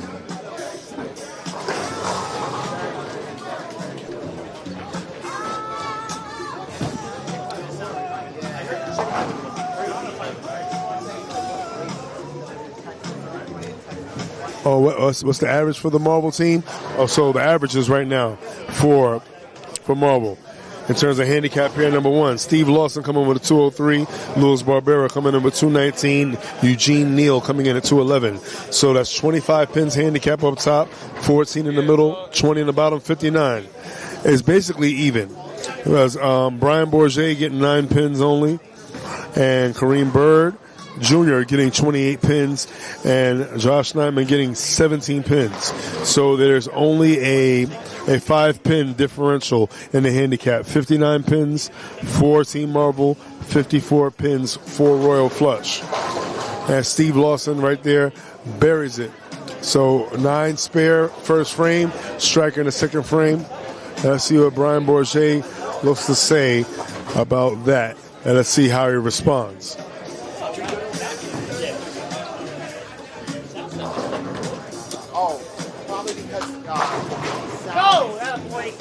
And the 10 pin right there, well, doing what it does best, especially on pairs 17 and 18. 17 and 18 known to be one of the hardest carrying pairs. The worst pairs in America.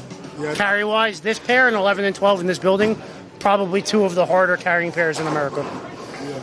I've bowled here a lot. I used to have the shop here years ago, so. Yeah, I know. The game's been bowled here for me. Great shot there, right?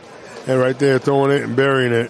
Yeah, I think my highest game, that was when I was throwing 16-pound, was 268 on this pair. But it was the hardest 268 I've ever thrown. And speaking of hitting hard, Luis Barbera hit hard on that shot right there. And we're going to see if Professor X himself, Eugene Neal, can follow suit behind Steve Lawson and Lewis. Bourget looking to convert his 10-pin. Back up, looked like he got out a little early and barely held on. Yeah, that ball almost took a little trip.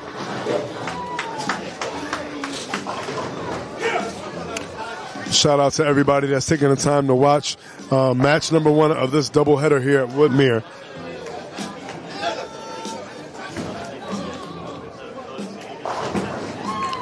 And handicap 2. So in terms of the overall the handicap over there, they were giving Team Marvel was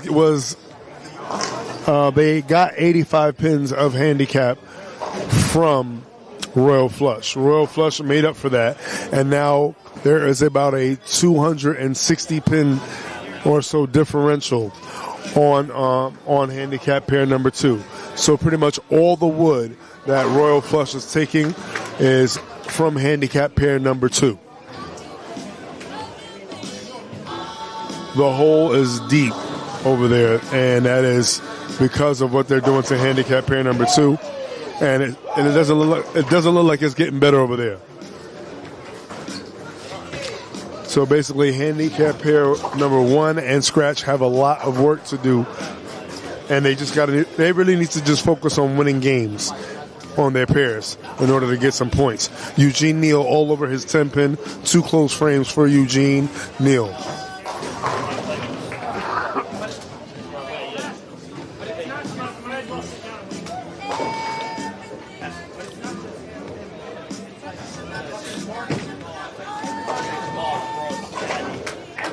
Keys to victory and a potential turnaround is for them to close all their frames and for Royal Flush to not carry as much on handicap pair number 2. And speaking of not carrying, the man himself, Josh Neidman, the one who said he doesn't take anything for granted. I know he will not take a spare conversion for granted, so he's going to need to get that spare conversion.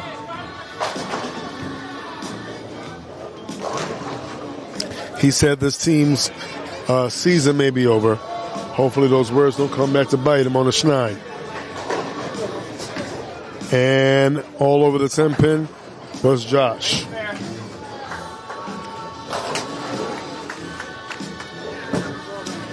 And as we alluded to before, 17 and 18, one of the hardest carrying pairs in not only Woodmere, but within, maybe the tri-state. He says America. For those watching around, comment maybe and tell us what some of the hardest carrying pairs in the houses that you've bowled in. Brian Bourget up. And definitely drives to the pocket. No chance of a 10-pin standing up there. Very sharp angle, creating a lot of shape on that shot. Let's see how Steve Lawson responds. And drives deep. Definitely takes out the 10-pin, but unfortunately does not take out the 4-pin.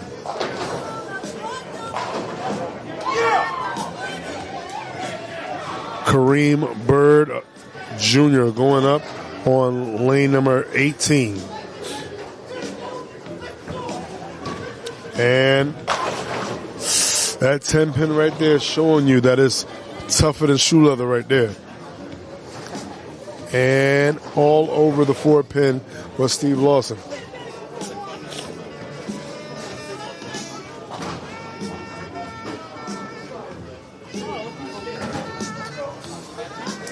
Let's see if Kareem Bour can convert his 10-pin.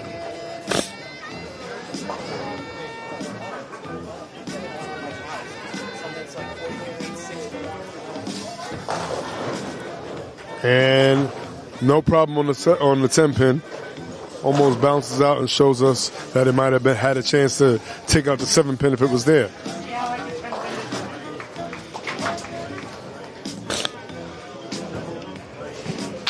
Grandmaster himself up.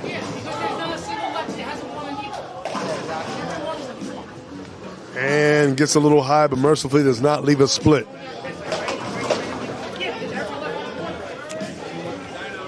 Luis Barbera is the highest average on there. So you could say he's anchoring from the middle in terms of average. Right now, Eugene and Steve Lawson are keeping their frames clean. And great shot and 3 frames and the first strike in game 3 for Josh Nightman. And as he said, he got that one out a little more, got a little sharper angle, and he definitely liked the hit.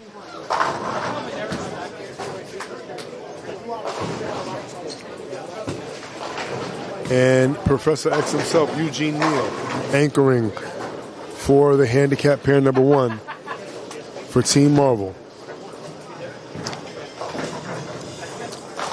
Right now they are down. They are essentially bowling scratch here in terms of handicap and the difference in handicap. They're only receiving 5 pins from Royal Flush. And Eugene does not have a problem with that. Buries that one. Great shot by Eugene Neal. He matches Josh Nightman's strike.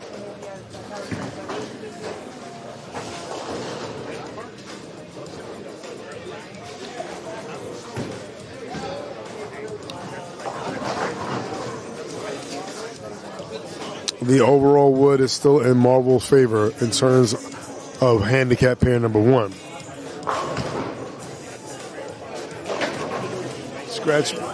Scratch pair is getting a little far away in terms of the overall wood there. So they need everything over here, and that cuts in a little too sharp and does not take out the 4-pin. That is the second 4-pin, second consecutive one, I might add, left by Steve Lawson. And Brian up, smooths it up, gets the ball out, and that is a double right there. Potential 280 finish for Brian Bourget. Yo, any Pat Hollis updates, Pete? None on camera. No Pat Hollis updates on camera. That's freaking terrible. I know. Stick around. Stick around. We need you here. You got to be our Gordon. And 4-pin conversion. All over that was Steve Lawson. So handicap 1 has a different kind of pressure. Not only could they be the only pair to potentially win 2 games, they can win wood on their pair, which would mean that they will at least earn 6 points on this pair.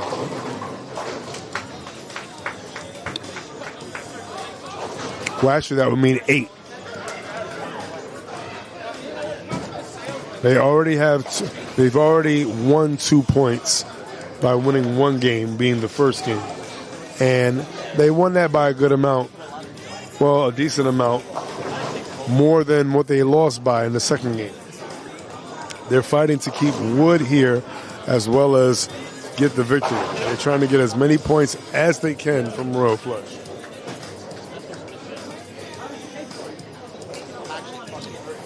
Luis Barbera up.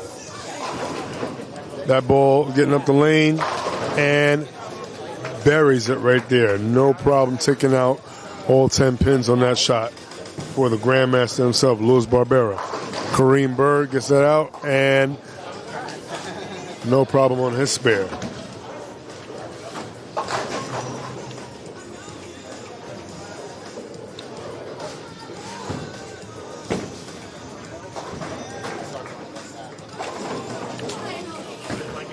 And it looks like there might be some fortunes changing on handicap pair number 2. I'll keep you a little updated on that, because that is where all the wood is in terms of Royal Flush's point differential. And wow, get some merciful carry over there.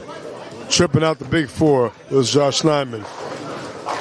And Eugene, not to be outdone with a late kick out of the 10-pin.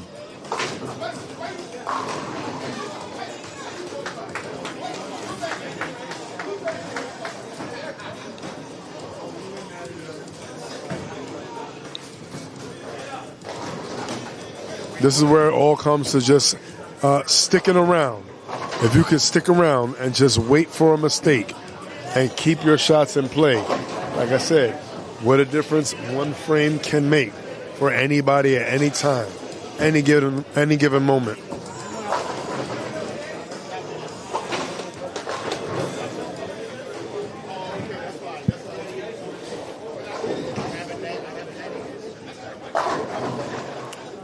Yeah, we asked some of y'all to comment about what some of the hardest carrying pairs that you've bowled on as we watch lane 17 and 18, and as we watch that 8 count being thrown by Steve Lawson. Ronnie said lanes 1 and 2 at Castaway Bowl over in Illinois. Oh, man. So that's his brutal pair. And speaking of brutal, that shot was brutal right there by Brian Bourget. Anybody else can tell us any of those ridiculous pairs that you don't want to be at on a league night?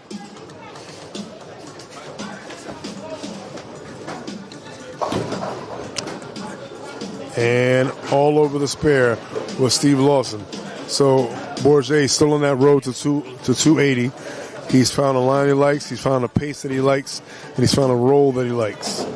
Right now he likes everything, and everything is going down for Brian Bourget. Kareem Bird Jr. with a major big time hit right there, following behind Brian.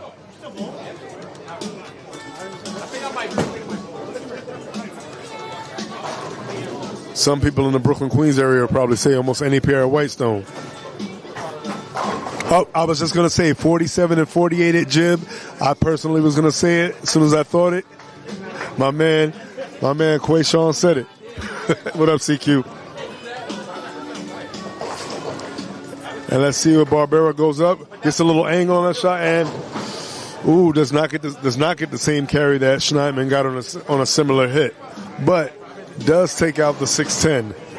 Unfortunately, leaves the 4-7.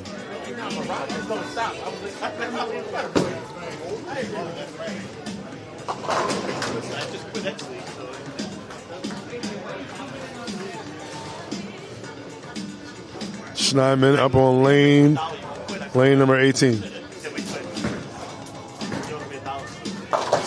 Pitches that one inside and does not get the same fortunate result that he got before. Does not get saved.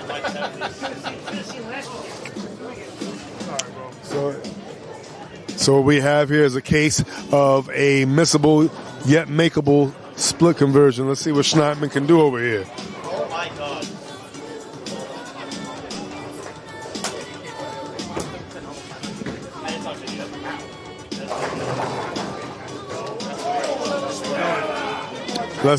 Let's see if we can get a little classic conversion over here. Oh, and a classic conversion by Josh Schneidman. And speaking of classic, what up, Paul?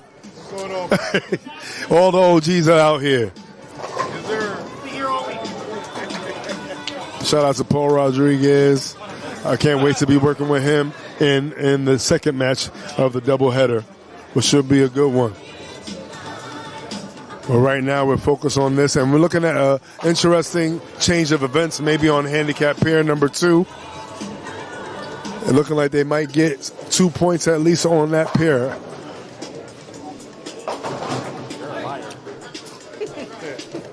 Oh, did I say that out loud? I said 2 points. You're still a liar. And unfortunately, Steve Lawson does not get a chance to follow up his spare with a strike. Following up a spare with low count not good if you want to try to keep yourself in a conversation about winning. And Bourget looking like he's not going to tap anytime soon. And I think I'm right about that. It's looking like it's going to be road to 280 for Brian Bourget. And right now the road looks paved with gold.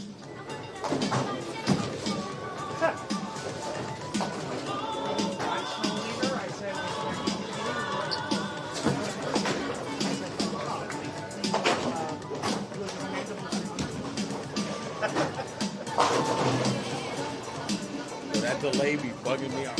What? The delay, I be forgetting. I'm like, wait, he's not. And oh, you was watching it? You watching? I had to cut it off. I forgot. Losing my mind.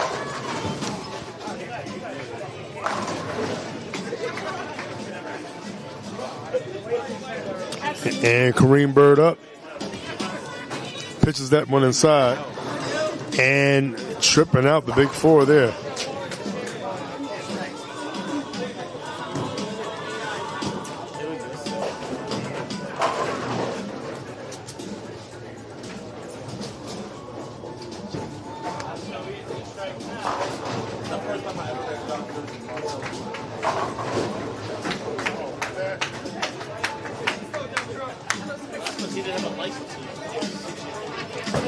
We got Luis Barbera up on lane number 18. Let's see if we can get some carry on 18.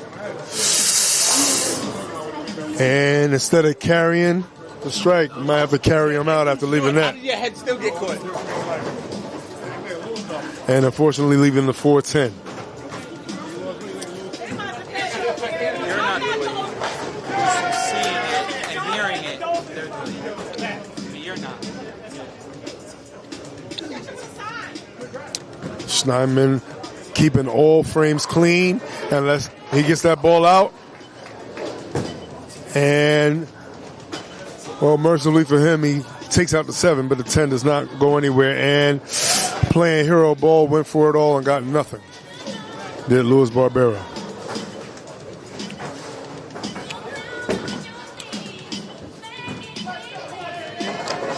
Now we have a flip-flop situation. We have the anchor, Eugene Neal. He's stringing right now. He has 3 in a row so far. And we have a couple of open frames in the middle for Luis Barbera. And we have all clean frames up top for Steve Lawson. And the 10-pin stands up. He gets to the pocket a little fast and a little strong and doesn't get that driving angle that he needs. What they also need, and what they need is for something I don't think is going to happen. They need Brian to stop striking. And I've seen him in game 3s before. He usually strikes a lot in game 3. Well, he strikes a lot in general. But he definitely strikes in game 3. Eugene all over his 10-pin and no problem on that spear conversion.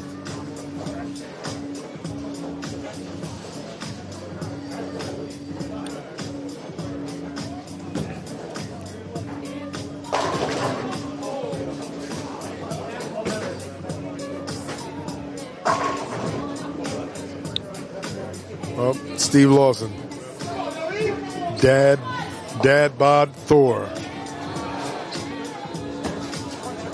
Well, let's see if the dad bod Thor can lay the hammer down right here and right there. All I needed to do was make a Thor reference in it. All I need to do is make a Thor reference and you strike. Dad bod Thor. And the hair? And the hair?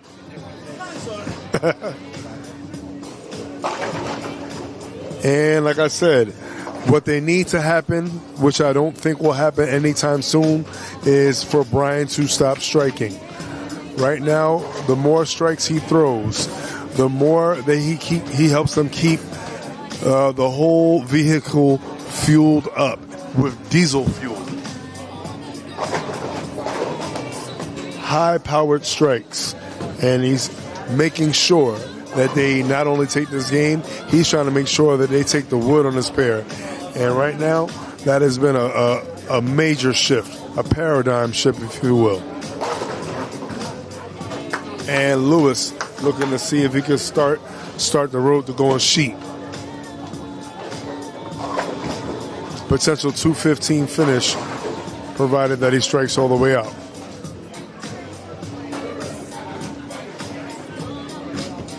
Kareem. Oh, no doubt about that one. And he joins the strike train with 3 in a row of his own to go along with the 5 in a row that Bourget is on, which honestly should be about. I'm sorry, to go along with with the 5 in a row. That should be 7 in a row. Eugene going a little high, leaving the 610.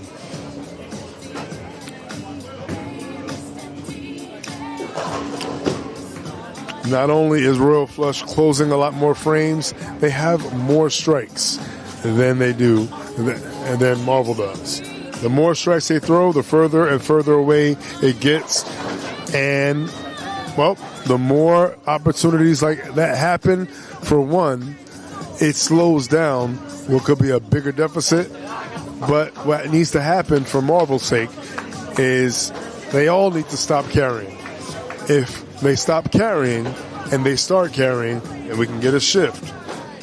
Doesn't look like it's going to happen anytime soon.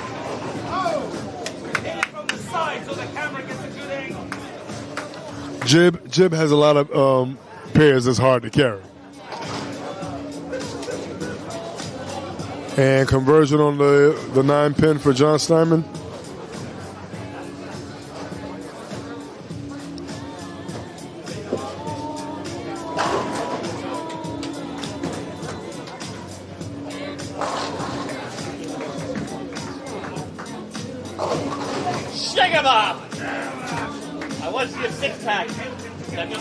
And Bourget on that road to 280. Like I said, I do not see him tapping anytime soon. I see 280 in his future. Once he gets to that comfortable spot, it's hard to stop him from striking. Steve Lawson hoping to respond back. Unfortunately, does not strike. He gets the 9 count, but at this point, it is not going to be enough for them to make a major difference.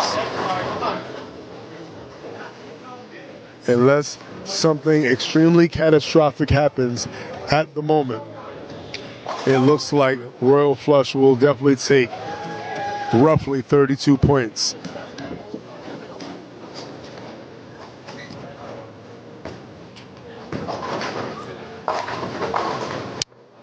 Well, I have become the Black Gordon Pepper. But I don't think that's going to be catastrophic enough for there to be a major shift, but it definitely cuts the deficit down.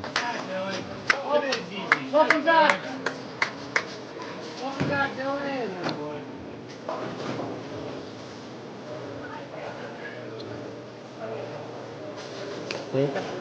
We have the 4-6-10. Let's see what Kareem Bird decides to do. If he decides to only go for the wood.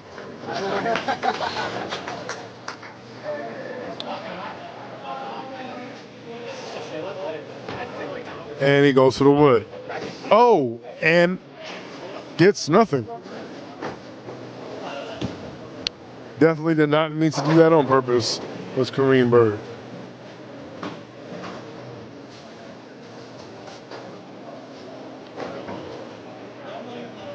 Slight hiccup there. Let's see if Louis Barbero can jump over or he gets that ball out. And we have a Pat Halis +1.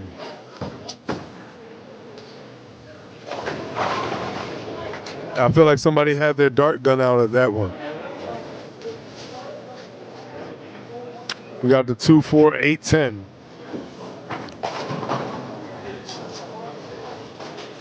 Steinman didn't like it, but he got it anyway. Let's see what happens with this. Makeable yet missable. And great was going to say great conversion by Lewis.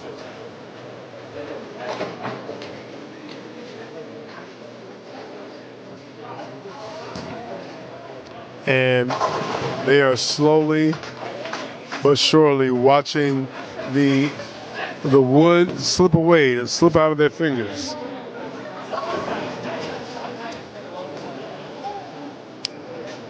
And Eugene Neal up. All right. And blows 10 pins back off the rack. But right now the story on handicap pair number 1 is Brian Bourget leading them to a very strong victory over here on handicap pair number 1.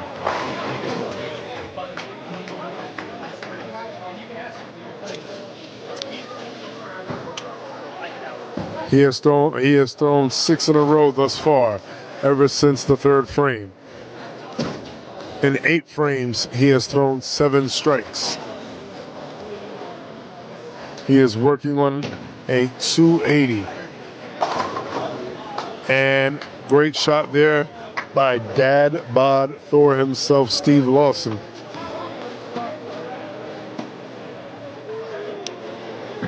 Bourget gets that ball inside, and he missed inside and almost left a 7-10. That ball wasn't as smooth as the other one.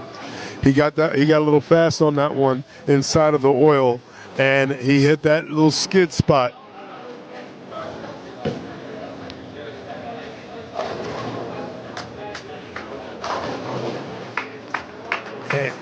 And spare conversion right here. Well, all spare conversions are always big. Let's see how Lewis responds. That ball gets up the lanes, but it doesn't react quick enough, and it almost fell. And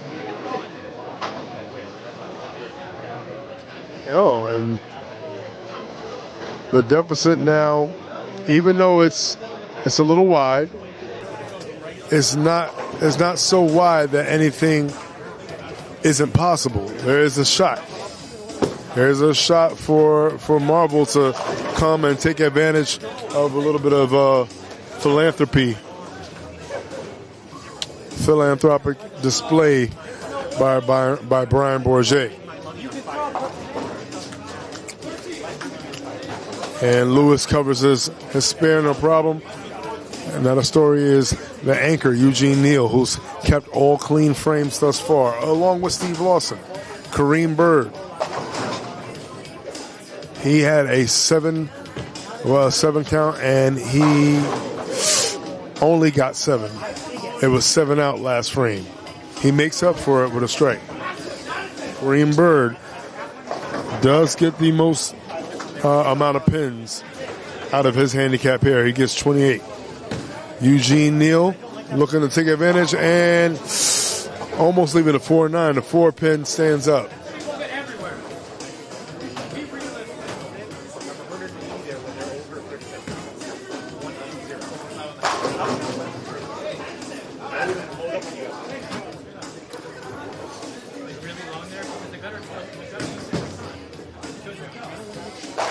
And Schneidman, beautiful ball right there. Takes out everything on lane 18.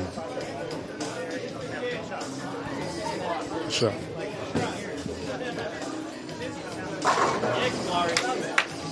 And Eugene looking to convert his 4-pin, just looking to hang around just in case.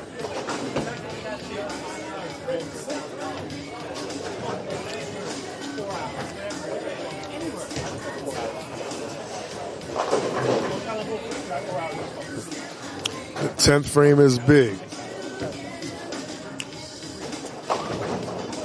Now, if everybody goes out the door, you never know what can happen, what a difference one frame can make, and you have an opportunity to add 90 more pins onto your score.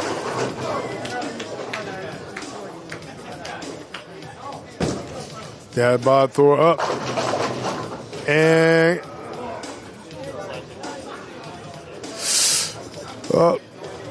gives a little tap to the 4-pin.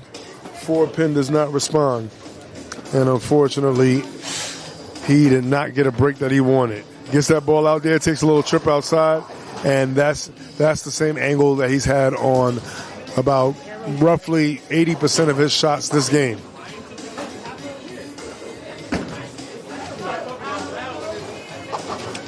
All right. 4-pin conversion, no problem. Potential 247 finish for Brian Bourget. And potential 194 finish for Steve Lawson.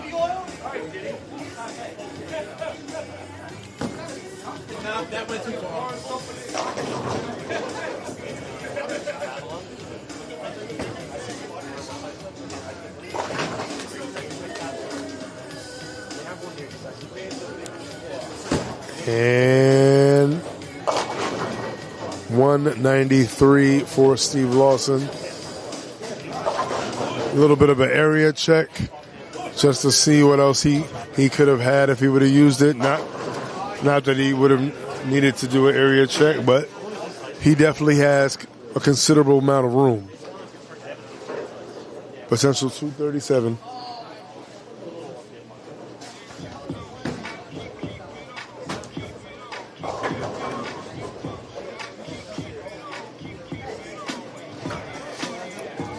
Back up, and 237 for Brian Bourget. Very good game.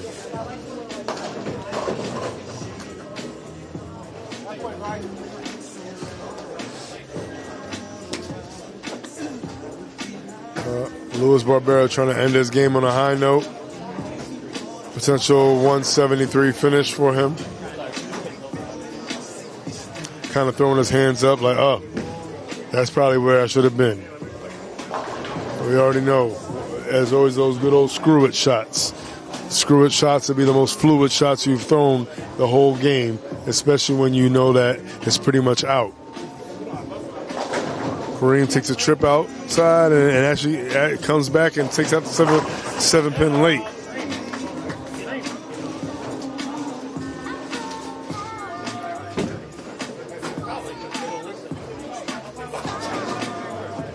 Let's see how Kareem finishes out.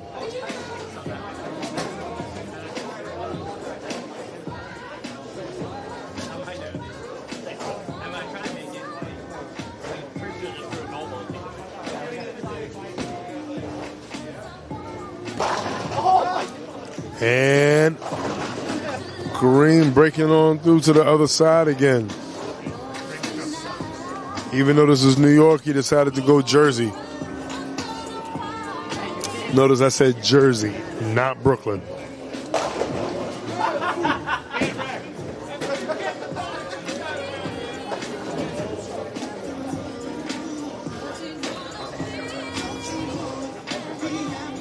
And Luis Barbera. 2 more shots to throw in the 10. 2 of his best shots this whole game.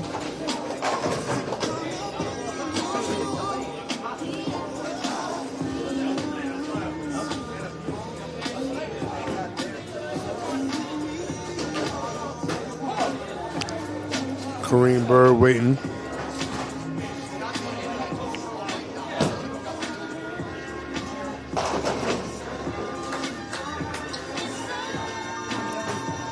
Yes.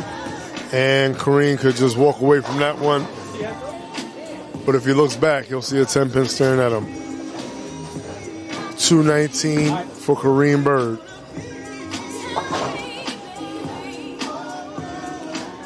Yeah. Brian, nice game with that what I believe should have been a 280. And I noticed on that 10-pin leave, you missed inside and you pushed a little much. I did miss inside, unintentional, you know. Yeah. But I drilled a new spur ball, so I'm trying it out, and I've only thrown it like 5 or 6 times, so it doesn't hook as much as the last one I had. I missed the spare, but you know, overall, pretty good game. And we've seen from you, like in past matches and past situations, when it gets to that third game transition, as other people have trouble with the down lane carry down, you know, you play your wet to dry angles pretty well. You know, would you say that's your strongest part of your game? I mean, honestly, I like game 2. That's like my favorite game, but game 3 is not bad. If I can keep my angles shallow, I'm pretty good. Like, I don't like to open up the lane that much, but when I can keep them shallow and I can kind of stay to the right, I can throw hard up the lane, I'm pretty hard to beat. Is this your first experience here at Woodmere? It is. It is. I like the bowling center itself. I'm not exactly sure about the carry, but I'm happy. We got the win. That's really all that matters. So they make you earn it here at Woodmere? I would say so, yeah. Yeah, for sure. All right. Awesome. Appreciate you. And as Josh celebrates the victory over here with a little bit of karaoke action with himself, definitely a good victory. I'm assuming that it's going to be, well, either 28 points or better for y'all. 36 or better? How close is it over here?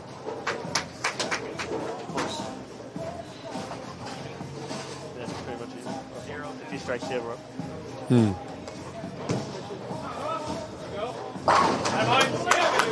We're up. Great job, Michael. Great game. It's a great practice. So in terms of numbers, how are we looking over here? It's either going to be 36 or 38, depending on this last pair. But Wood is over 500.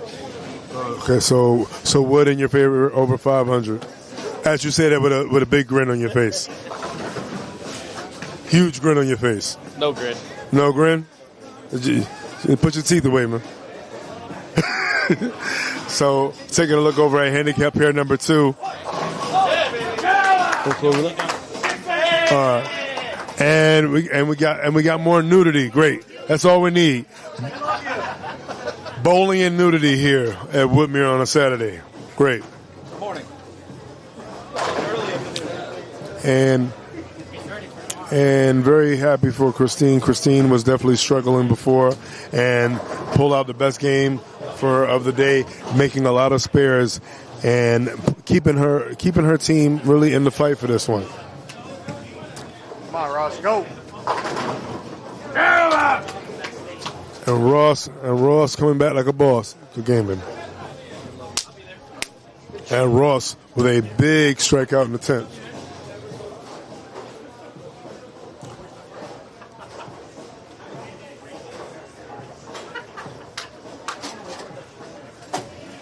So now Larry taking his time. He knows that every shot matters. Gets that one inside in the oil. And all right. 7 count, buddy. 7 count on a strike. Kaimari up. And no doubt about that one, buries it.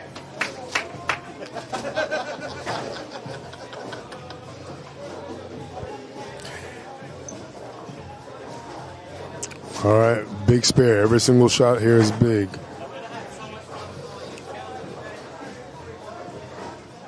This game is still up for grabs. That's got a hook.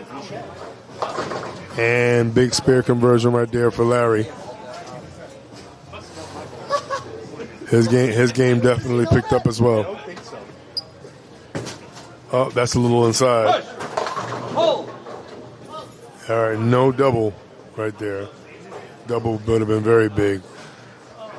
Larry needs everything for them to have an opportunity to at least get 2 points on this pair. The overall Wood, for sure, is definitely out. And that's got a hit pocket and big shot right there. 188 finish for Larry Lawler right there. Hey, good finish. But not so much. And 215 finish for Kamari. So 238 finish for Ross, 215 for Kamari. And we have Lamar Palmer up.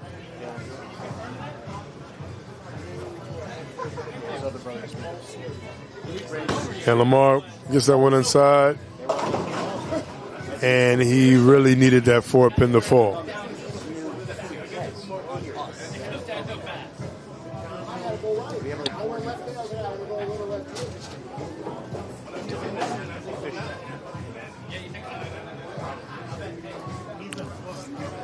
The debuting Dylan Kowaleski having his lowest game of the day, but still a 10th frame. And Get on the block.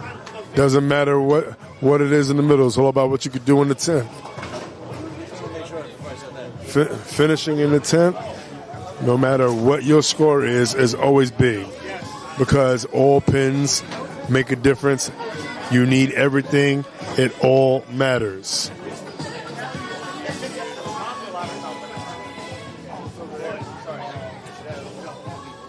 And Dylan seems to be very comfortable in his new hunting grounds. That is the Long Island District.